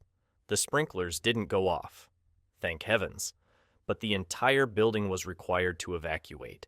Imagine 30 employees standing outside on the sidewalk, holding their phones, blinking into the daylight, while Sarah clutched the cake box like a mother shielding her child. The candles were still sputtering defiantly in the wind, smoke trailing like guilty evidence. The fire department arrived. Yes, actual firefighters in full gear, stomping through the lobby while the rest of us explained sheepishly that the emergency was caused by buttercream and novelty candles. One firefighter, clearly trying not to laugh, inspected the cake as if it were a crime scene, then gave us the all clear. "You're fine," he said, "but maybe next time skip the fireworks." Back inside, we tried to salvage the party. Sarah cut the cake, still flushed with embarrassment, while we reassured her it was delicious. And it was, though every bite tasted faintly of smoke, as though the cake itself remembered the alarm. The jokes began immediately. "Hot cake! Flaming good time! Best birthday ever!" Sarah groaned, but even she laughed eventually. The incident grew into legend. For months afterward, whenever someone's birthday rolled around, someone would inevitably ask, "So, are we evacuating again today?" Trick candles were banned from the office, unofficially but unanimously. The break room carried a faint smell of burned sugar for weeks, a ghost of that chaotic afternoon. And yet, there was something lovely about it too. For once, the whole office had been forced out together, standing on the sidewalk, laughing in shared absurdity. It broke the monotony, gave us a story. Instead of just another forgettable sheet cake, Sarah's creation gave us a memory that stuck, smoky frosting and all. Now, every time I hear a fire alarm test or see someone light birthday candles, I think of that day. The way we laughed, the way Sarah blushed, the way firefighters tried not to grin as they walked past a cake like it was evidence. And I remember that sometimes disasters, the small ridiculous ones, are the things that bond us most. Because long after the cake was eaten, long after the frosting stains were scrubbed from the table, the story lived on, retold with more drama each time. The birthday cake that set off the fire alarm became our office legend, proof that even the most ordinary celebrations can turn extraordinary if you add just enough smoke. He, parrot who exposed everyone's secrets. When my aunt decided to adopt a parrot, the family thought it would be cute. Harmless. A little splash of feathers and chatter to brighten her house. She named him Jasper, a green-feathered Amazon parrot with eyes like polished marbles and a beak sharp enough to cut through more than just seeds. At first, Jasper seemed like any other pet bird. He squawked, mimicked the microwave beep, repeated hello in a cheery, robotic way whenever someone walked past. We all laughed. We taught him simple phrases. But Jasper was listening far more carefully than we realized, and in time, he became less of a pet and more of a very judgmental roommate who had no filter and an impeccable memory. The first incident happened during Sunday dinner. We were all gathered around the table, my aunt, my uncle, my cousins, me, plates piled high with roast chicken and potatoes. Jasper was perched in his cage nearby, muttering to himself. Suddenly, out of nowhere, he piped up in my cousin's voice. "I told you I didn't delete the browser history." The table went silent. My cousin froze, fork halfway to his mouth. We all turned to him. His face turned the shade of cranberry sauce. Jasper, pleased with his performance, whistled. No one spoke for a long moment until my uncle burst out laughing so hard he choked on his wine. My cousin, mortified, tried to insist that Jasper was just making things up. But we all knew parrots don't invent. They repeat. That was only the beginning. Over the weeks, Jasper unveiled a talent for mimicry so precise it was like living with a feathered tape recorder. He repeated my aunt's phone conversations word for word. "Don't tell your father I bought another pair of shoes," Jasper chirped one morning, and my uncle, holding his coffee, raised his eyebrows at my aunt, who glared at the bird like she was considering releasing him back into the wild. Later, during a family gathering, Jasper announced loudly, She snores like a chainsaw, in what was unmistakably my uncle's voice. My aunt turned scarlet while the cousins dissolved into laughter. The most legendary moment, however, happened at a neighborhood barbecue. Jasper had been brought outside in his cage, enjoying the sun, bobbing his head to the music. Neighbors gathered, chatting, eating burgers, sipping drinks. Everything was normal, until Jasper decided it was time for entertainment. In a perfect imitation of my aunt's voice, he shouted, "Her potato salad tastes like wet cardboard." The poor woman down the street who had brought said potato salad dropped her spoon. Conversations halted. Jasper cackled, a sound so eerily human it only made things worse. From then on, Jasper developed a reputation. He was the parrot who told the truth, or at least repeated the truths people hoped had gone unnoticed. Guests were wary around him, lowering their voices, watching what they said. Kids loved him, adults feared him. At one birthday party, Jasper exposed that my cousin had failed his driving test by squawking 3 times, 3 times, over and over until everyone asked what it meant. Another time he repeated, "I can't stand Janet," in my uncle's tone, while Janet herself was standing right there holding a plate of cupcakes. The thing was, Jasper wasn't malicious. He wasn't choosing sides. He was simply a mirror, reflecting whatever he heard, holding it up at the most inconvenient moments. And in a strange way, he became the family's truth teller, the one who couldn't lie, who forced everyone to laugh at themselves, or at least admit that secrets are fragile things when you live with a parrot. Over time, we all adjusted. We learned to lower our voices, to speak carefully, to never say anything around Jasper we wouldn't want repeated in public. And yet, despite the embarrassment, we loved him. His honesty became part of family lore, the spice that flavored our gatherings. Now, whenever someone starts to gossip or whisper, someone else will glance at the parrot and say, "Careful, Jasper's listening." And he always is, tilting his head, eyes bright, feathers shimmering, waiting to turn our private words into his next performance. So maybe Jasper embarrassed us. Maybe he exposed things better left unsaid. But he also reminded us of something important. In a family, in a community, there are no real secrets. There are only stories waiting for their moment to fly out into the open. And sometimes, that moment comes from the sharp beak of a green feathered bird who can't stop laughing. The day I mistook a stranger's dog for my own. It was a Sunday morning, the kind of slow and syrupy day where the streets feel like they've decided to sleep in and the world looks a little softer around the edges. I had promised myself I'd take my dog, Benny, for a long walk.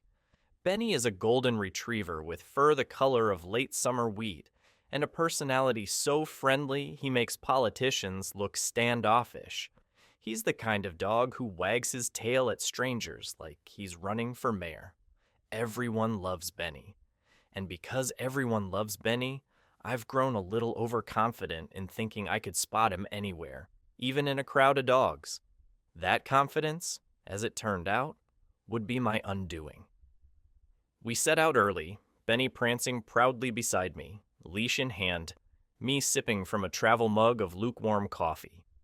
We walked the usual route through the park, down the tree-lined path where joggers thudded past and children rode scooters like miniature daredevils. It was one of those walks where nothing unusual happens, until in one moment of distraction, it did. I stopped to tie my shoe. I let go of the leash, trusting Benny to be the loyal companion he always was. And when I looked up 30 seconds later, he was gone. My heart jumped. I spun around, scanning the park. Relief washed over me as I spotted him about 20 feet away, sniffing enthusiastically at a bush. Same golden fur, same wagging tail. "Benny," I called, striding toward him. The dog looked up, ears perked, tail wagging harder. He bounded over, tongue lolling happily. I clipped the leash onto his collar and scolded him gently for wandering. He panted, smiling his doggy smile, perfectly pleased with himself.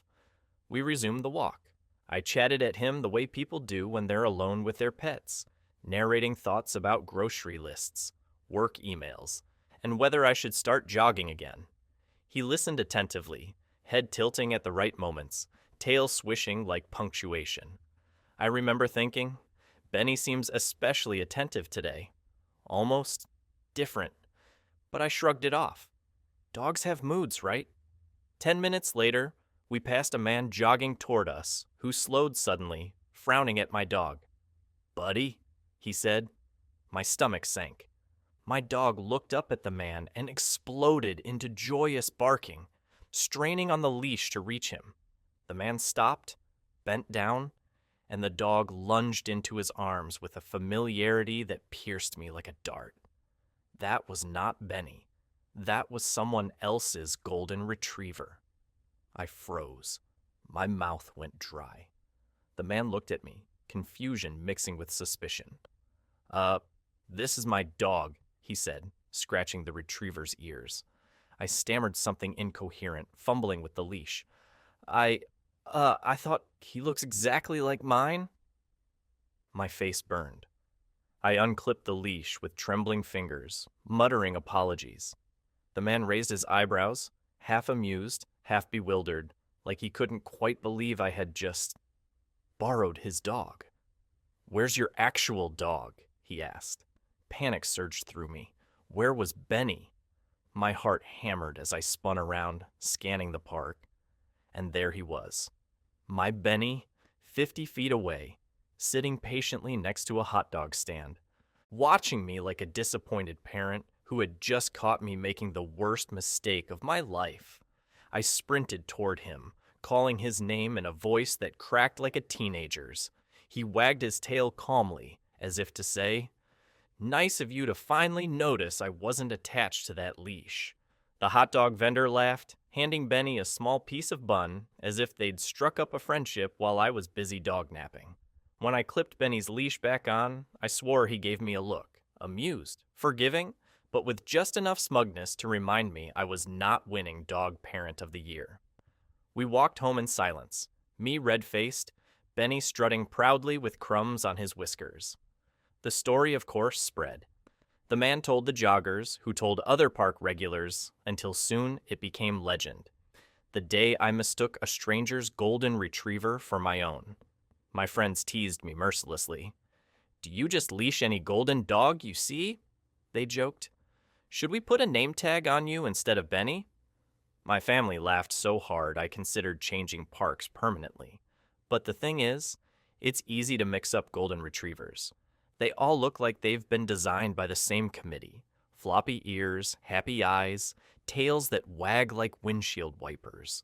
Still, every time I think back, I can't quite shake the memory of clipping that leash onto the wrong collar, striding confidently away with someone else's beloved pet, utterly convinced I was the picture of responsible ownership.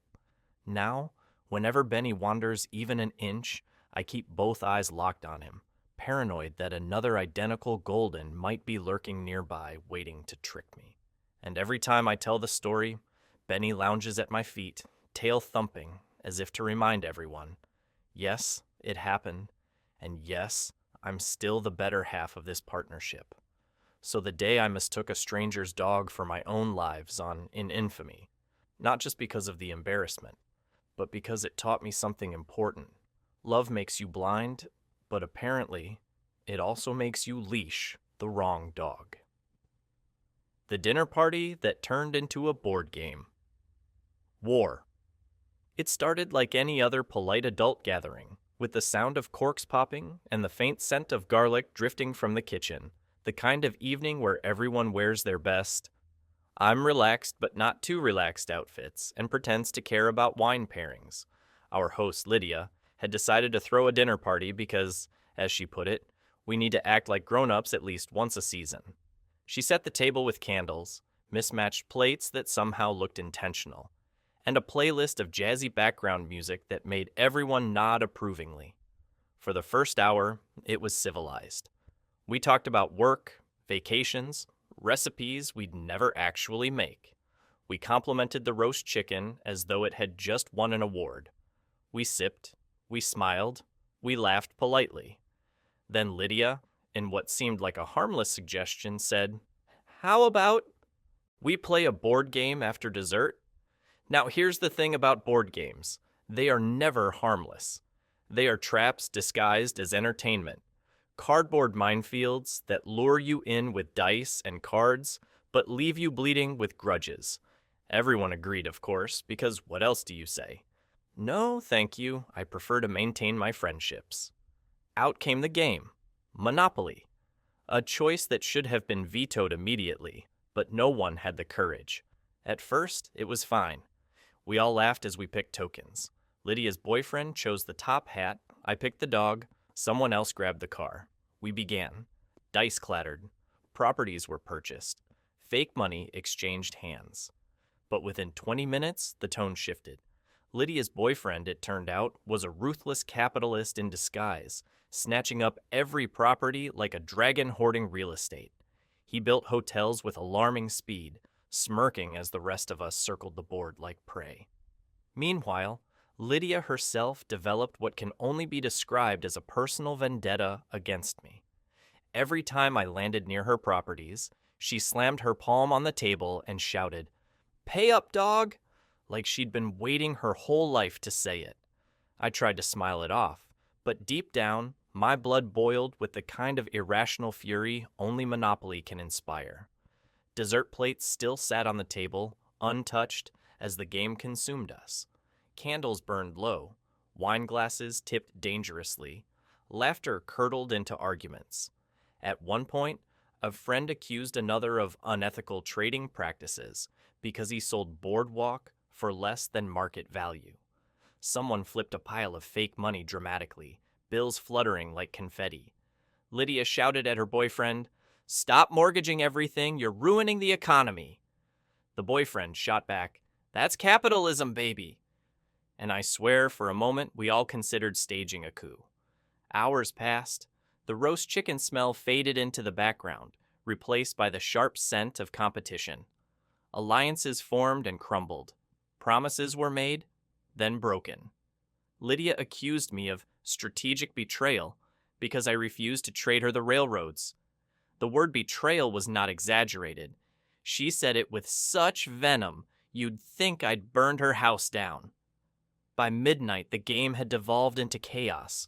The jazz playlist had long ended, replaced by an ominous silence broken only by dice rolling and the occasional groan of despair. Half the group had gone bankrupt, slumped in chairs with glazed eyes, sipping what was left of the wine like it was medicine.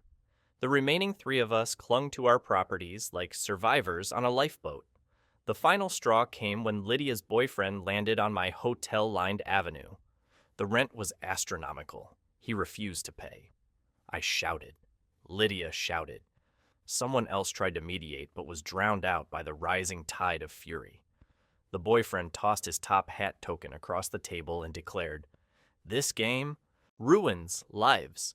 Lydia stood up, fists clenched, muttering something about sleeping on the couch. We never finished the game. At 2 a.m, the board sat abandoned, little houses toppled, fake money scattered like the aftermath of a riot. We stumbled out into the night, friendships slightly frayed, dignity in tatters. The next day, we tried to laugh about it. "Wasn't that wild?" someone said. But beneath the laughter, the scars remained. For weeks afterward, Lydia refused to make eye contact with me. Her boyfriend brought up the words financial sabotage at least 3 times in casual conversation. The friend who sold Boardwalk for cheap avoided us all, retreating into the shadows like an exile. And yet, we learned something that night. Not about economics, not about strategy, but about the fragile line between civility and chaos.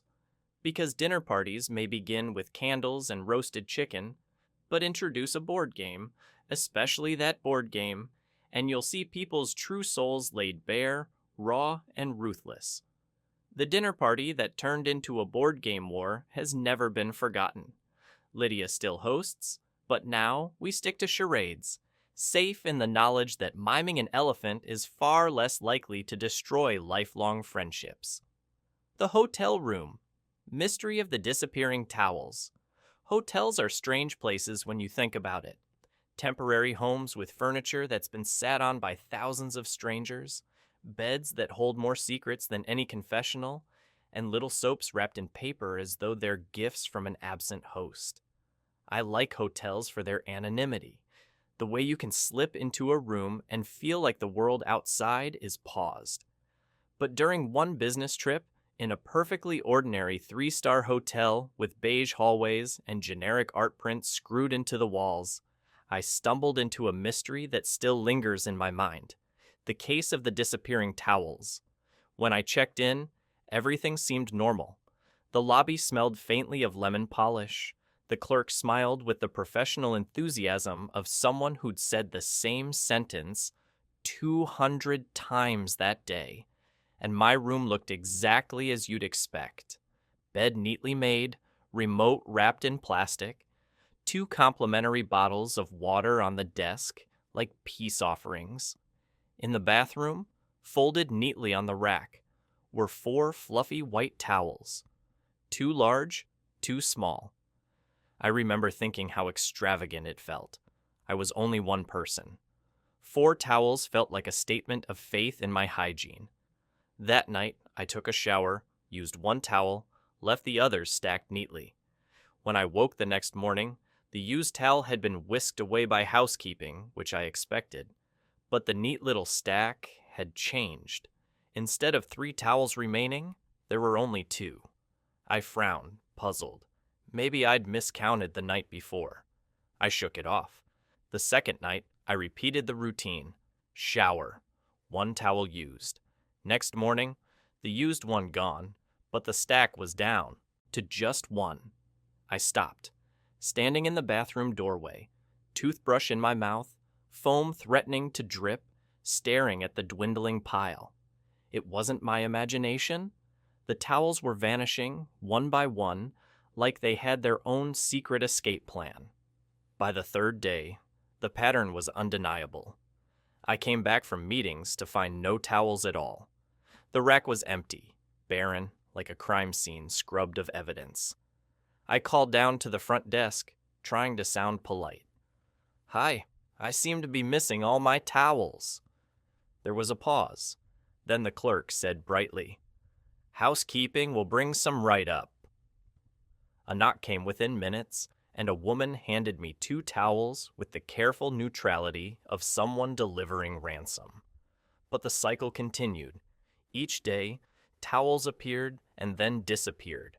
Some nights I'd return to find a single hand towel dangling on the rack like the last survivor of a shipwreck. Once, I found no towels but an extra bath mat, folded as if to taunt me. I began to obsess. Was housekeeping confused? Was there a towel shortage? Was someone on my floor stealing them? And if so, why only mine? I tested theories. I left notes for housekeeping. "Please leave towels." "Thank you." I even tried hiding one in the closet buried under my suitcase. The next day, it was gone too. I began imagining a black market towel ring operating within the hotel, staff smuggling them out by the armful to sell on some mysterious linen exchange. Or maybe the towels were sentient, growing tired of their endless cycle of wash and fold, staging a daring escape one by one. By day 5, paranoia had set in. I prowled the hallways, listening for the rattle of laundry carts. I eyed my neighbors with suspicion, wondering if they were luxuriating in a pile of purloined towels. I even considered setting a trap, sprinkling flour on the bathroom floor to catch footprints. In the end, I settled for confronting housekeeping directly. When the attendant arrived that morning, pushing her cart, I asked casually, "Hey, I keep running out of towels. They just disappear." She gave me a look I couldn't decipher, part weary, part amused, and said, "Yes, this happens sometimes." Then she rolled her cart away without further explanation, leaving me holding my empty questions. The mystery remained unsolved when I checked out. I stood in the bathroom one last time, staring at the empty rack, half expecting to see a final towel vanish into thin air. At the front desk, the clerk asked, "How was your stay?" I hesitated, considered explaining the saga, but in the end just smiled and said, "Great, thank you." And yet, whenever I stay in a hotel now, I can't help but count the towels with suspicion, watching them like they might sprout legs and march off into the night. Because some mysteries are never solved. Some stories linger without an ending. And sometimes the quiet theft of towels becomes the strangest, funniest memory you take home from an otherwise ordinary trip. The time. My neighbor tried to sell me my own chair. It began with a chair. Not an expensive chair, not an heirloom with delicate carvings and family stories etched into its grain, but a simple wooden chair I'd picked up from a thrift store one Saturday morning because it looked sturdy, because the seat didn't wobble too much, and because it was only $15. I brought it home, sanded the edges, painted it a cheerful blue, and tucked it into the corner of my apartment where it became my reading spot, my place for morning coffee, my unofficial throne. I never thought much about it. It was just a chair until the day it went missing. At first, I assumed I'd misplaced it, which is ridiculous because people misplace keys, socks, pens, but not furniture. Yet when I walked into the living room, there was the empty corner, glaringly vacant, like a tooth had been pulled. The chair was gone. I checked every room, as though it might have wandered off of its own accord, but no. My cheerful blue chair had vanished. I didn't panic immediately. I live in a building where things occasionally migrate. The laundry basket I once found in the stairwell. The doormat that disappeared only to reappear 2 floors up. People borrow, move, swap. But a whole chair? That was new. 2 days later, the mystery solved itself in the most absurd way possible. I was walking past my neighbor Carl's apartment when I noticed something on his balcony. A chair. My chair. Painted cheerful blue, the same uneven brushstroke on the leg where I'd gotten tired halfway through. There it was, bold as brass, sitting in the sun like it had always belonged to him. I stood frozen, debating whether I was losing my mind. Maybe it wasn't mine. Maybe blue chairs were common. Maybe I had been so bad at painting it that I'd accidentally created its twin somewhere in the universe. But then I saw it. The tiny scratch on the backrest, shaped like a crescent moon. Definitely mine. I decided to wait, to gather more evidence. The next day, Carl was on his balcony, lounging in the chair with a beer in hand, looking as content as a man could look. And then, as if fate wanted to sprinkle a little extra seasoning on the absurdity, he called out to me, "Hey, I've got some furniture for sale if you're interested. Got a great chair. Solid wood. $15. My brain short-circuited. He was trying to sell me my own chair. I stared at him, at the chair, at the crescent scratch winking at me in the sunlight. "A chair?" I repeated slowly, my voice tilting upward like an incredulous bird. "Yeah," he said cheerfully. "Picked it up a while back. Doesn't quite fit my place. Thought you might like it." I opened my mouth, closed it, then opened it again. Words failed me. There are times in life when confrontation is necessary, when you must summon righteous fury, when you must declare loudly, "That is mine." But this moment felt so surreal, so comical, that all I could do was laugh, out loud, uncontrollably. Carl blinked, confused. "What's funny?" "That's my chair," I said finally, still choking on giggles. His face went through several stages, denial, confusion, faint horror. He turned, looked at the chair as if it might explain itself, then back at me. "This?" No, I bought this." But he stopped, seeing my raised eyebrow, the look of someone who knows exactly how many uneven brushstrokes she left on that leg. There was a long silence, filled only by the distant hum of traffic and the clink of his beer bottle. Then he sighed, shrugged, and muttered, "Well, guess it wandered." Wandered, as if the chair had sprouted legs, walked 2 doors down, and voluntarily joined his balcony. I couldn't stop laughing. "Bring it back," I said, still wheezing, "or I'm charging you $15. To his credit, Carl carried it over later that evening, sheepishly setting it back in its rightful corner. "Good chair," he admitted, patting the backrest like a pet he was returning. "Sturdy." And just like that, the chair and I were reunited. It sat there as if it had never left, innocent and loyal, while I stared at it and wondered how in the world I had ended up in a sitcom plot. Now, whenever I sit in that chair with my morning coffee, I smile at the memory, because it's no longer just a thrift store find. It's a story, a ridiculous little chapter in my life. And whenever friends come over and compliment it, I grin and say, "Thanks. I had to buy it twice." The Great Pancake Flip Disaster. Saturday mornings are supposed to be gentle things. Slow sun creeping across the kitchen tiles, coffee steaming in its mug. The kind of unhurried hours where the biggest decision is whether to stay in pajamas until noon. On one particular Saturday, I decided pancakes would crown the morning. Not just any pancakes, but big, golden diner-style ones, the kind that stack high and lean like little towers of joy. I set out the ingredients, flour and eggs, and milk lined up like soldiers awaiting inspection, whisked the batters until it bubbled with promise, and heated the skillet until it shimmered with anticipation. The first pancake went well. Round, obedient, easy to flip. I felt smug, like maybe I had unlocked the secret of domestic bliss. The second followed suit. By the third, my confidence had grown reckless. I poured more batter, made it bigger, plate-sized, ambitious. It sizzled, edges crisping, the kitchen filling with that sweet, buttery smell that makes you believe all is right with the world. And then came the fateful decision. I could have used a spatula. I should have used a spatula.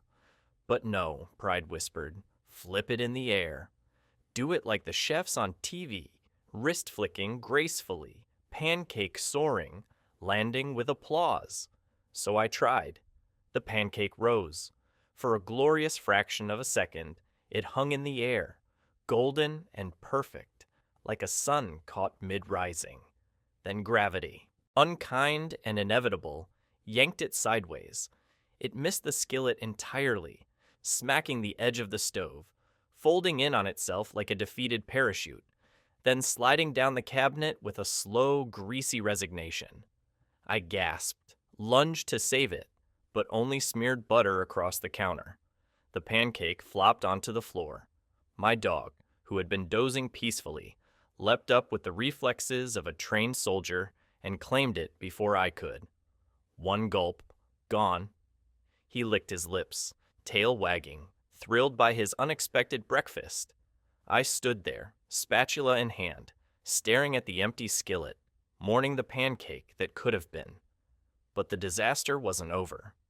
No, the true chaos began when I tried again. Determined to redeem myself, I poured a new, even bigger pancake. The skillet hissed in challenge. I waited, heart pounding. This time, I told myself I would be careful. But as I slid the spatula underneath, the pancake clung stubbornly, tearing in half.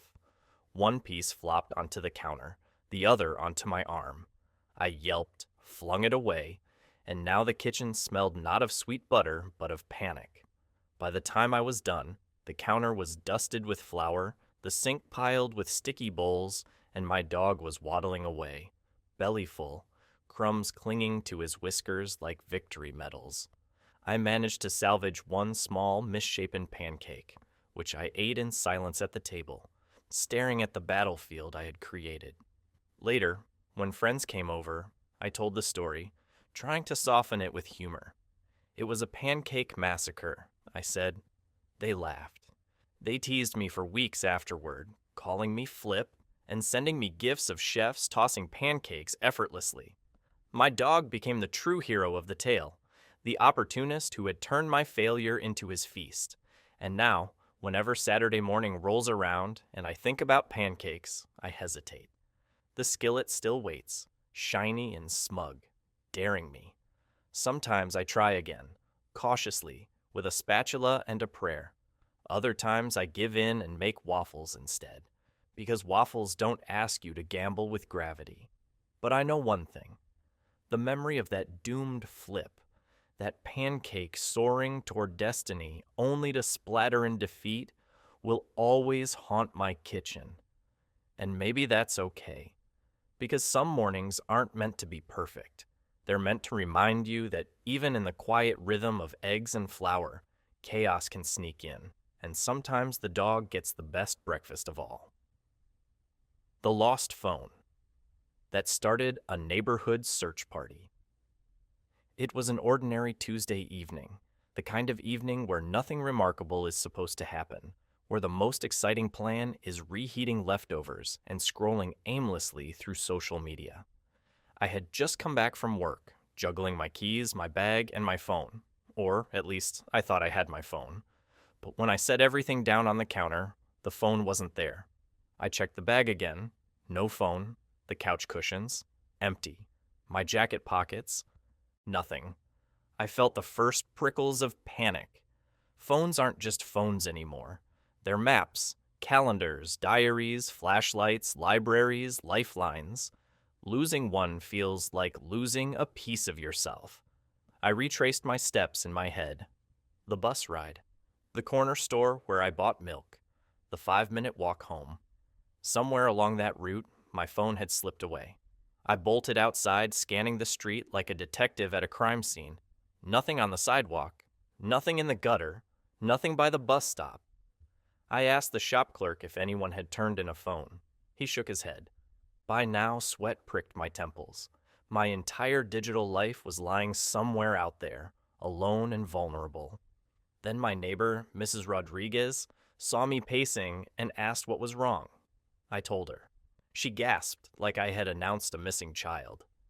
"We'll find it," she said firmly, and before I could protest, she summoned her teenage grandson, who immediately began pinging my number from his phone. No answer, no ringing, just voicemail. He shrugged. Battery's probably dead. But Mrs. Rodriguez had already decided this was no longer my problem alone. She clapped her hands like a general calling troops to order. Soon, half the block was involved. People I'd barely spoken to in months were out on the street, flashlights in hand, combing the grass, checking under cars. Someone brought their dog, who sniffed enthusiastically though with no real sense of mission. Kids on bikes zoomed around shouting, "Any luck?" It was absurd but strangely heartwarming. At one point, a man I didn't even know leaned out of his apartment window and called down, "Looking for a phone?" And when I nodded, he tossed me a flashlight. "Check the drains," he advised, like a seasoned detective. Another neighbor suggested I log into Find My Phone on her laptop, and within minutes, we had a map glowing on the screen. A little green dot pulsed 2 blocks away. The entire group cheered as if we'd scored a touchdown. We marched together, a ragtag search party, following the dot. It led us to the corner near the playground. We spread out, sweeping the grass with beams of light. Kids chattered, dogs barked. And then, triumphantly, one of the teenagers shouted, "Got it!" There it was, lying in the mulch under a swing, screen cracked but still faintly glowing. My phone. Everyone erupted into applause. Applause for a phone. Mrs. Rodriguez hugged me like I'd been rescued from a shipwreck. Her grandson high-fived me. Strangers congratulated me. It was ridiculous and wonderful all at once. I thanked everyone profusely, embarrassed and grateful in equal measure. People drifted back to their homes, still buzzing, still talking about the great phone hunt. Back inside, I stared at the cracked screen, heart still racing. It was just a phone, just an object. But the way the neighborhood had rallied, the way people had poured out of their homes, united by something as small as my lost device, that stuck with me. Now, whenever I pass those neighbors, there's a shared grin, a nod, a memory. We all remember the night we turned a quiet Tuesday into a full-blown adventure, and every time I set down my phone, I pat my pocket twice, just to be sure. Because I know, if it goes missing again, I won't just lose a phone. I'll trigger another search party. And maybe, just maybe, that's the real treasure. The co-worker who faked a British accent for 6 months. There are office stories that fade with time, small blips on the radar of corporate life, and then there are stories that become legend, retold whenever new hires gather around the break room microwave, whispered with equal parts disbelief and delight. In our office, the story that refuses to die is about Daniel, the co-worker who faked a British accent for 6 entire months. Daniel joined the company on a Monday in January, that gray, sluggish kind of day where the new year hasn't yet found its rhythm.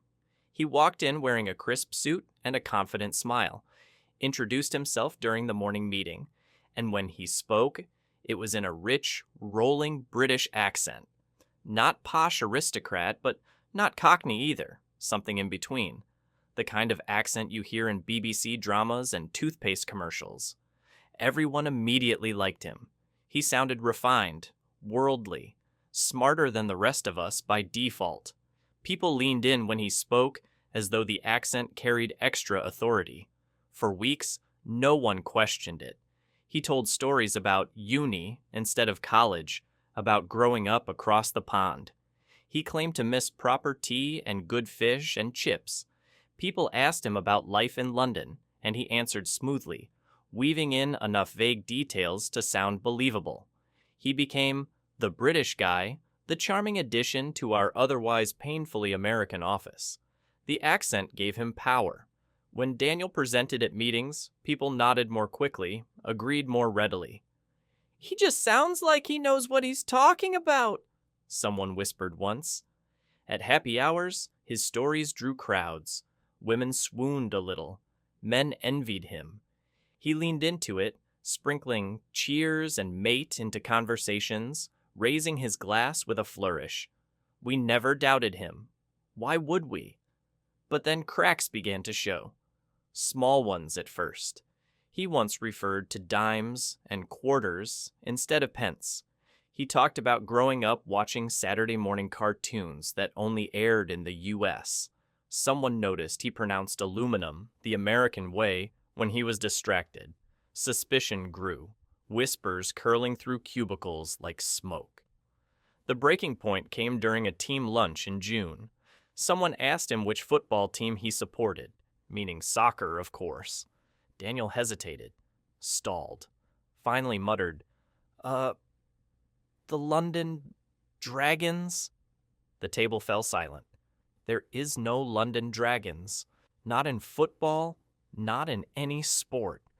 One coworker nearly spit out her drink. Another raised an eyebrow so high it threatened to escape her forehead. Daniel's face flushed crimson. And then, as though the weight of 6 months of performance had finally crushed him, he dropped the act, literally.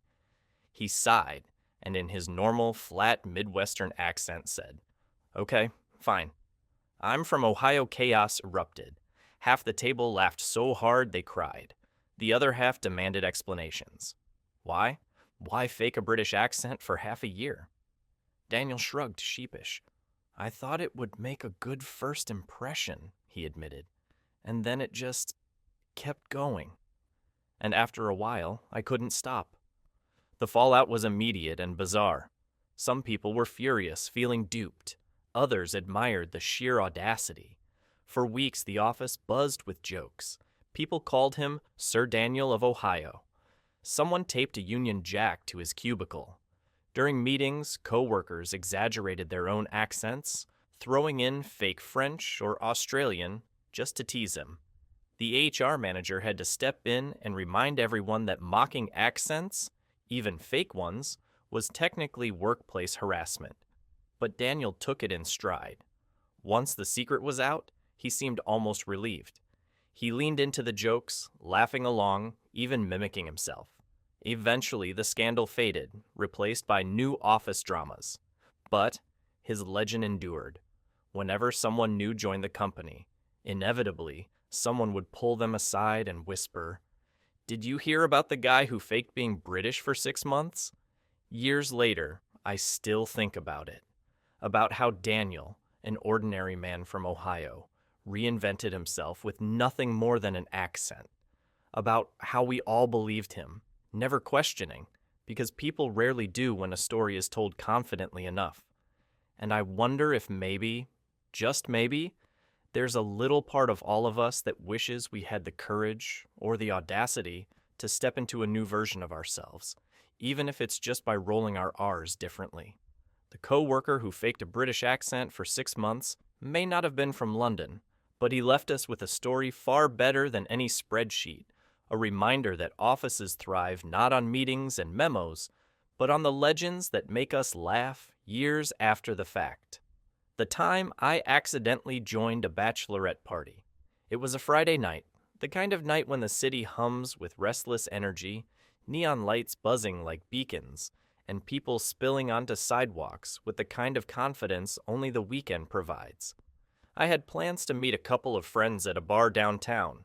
Nothing fancy, just a place with decent music, strong drinks, and enough space to actually hear each other talk.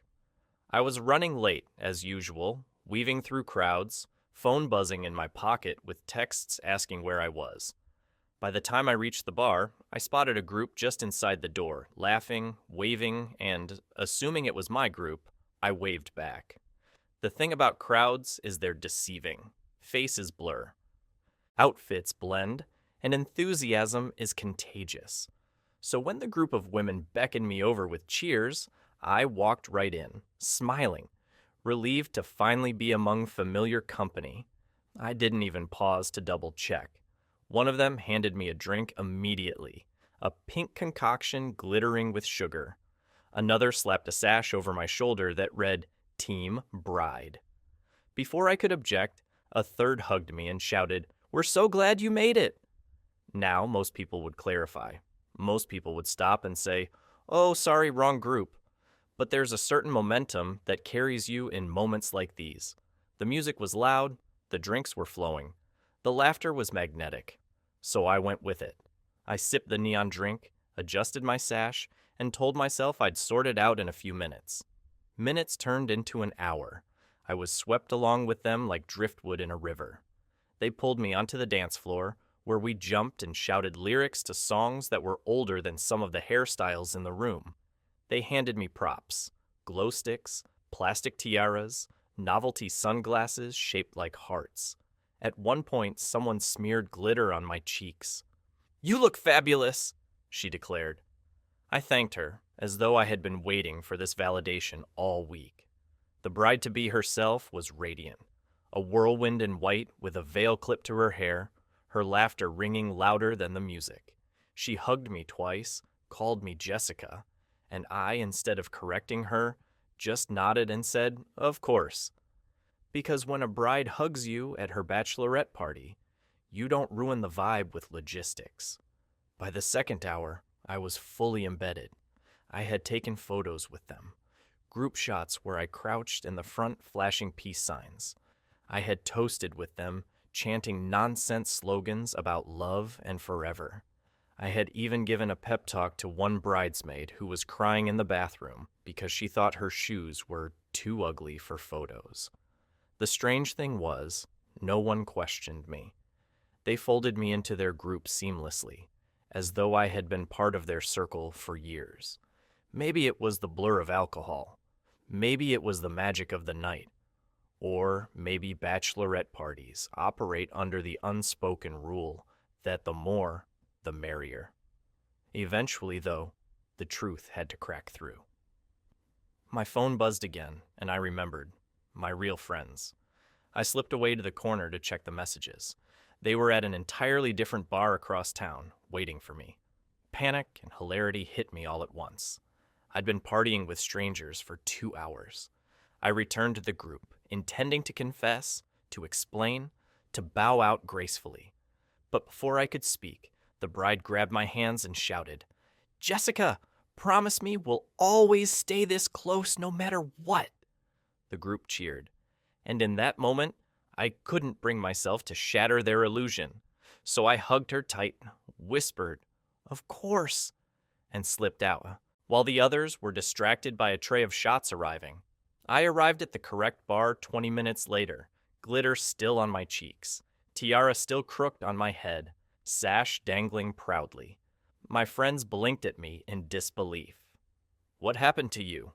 they asked. I just smiled, ordered a drink, and said, "Long story." But Jessica sends her love. And now, whenever I pass that bar, I think about the night I accidentally joined a bachelorette party, about the strangers who welcomed me without hesitation, about the bride who still thinks Jessica was there cheering her on. Maybe one day she'll look at those photos and wonder who the random glitter-faced person in the front was. Maybe she'll never notice. But I know. And it remains one of the strangest, funniest nights of my life. Proof that sometimes belonging has nothing to do with names, and everything to do with just showing up at the right or wrong time.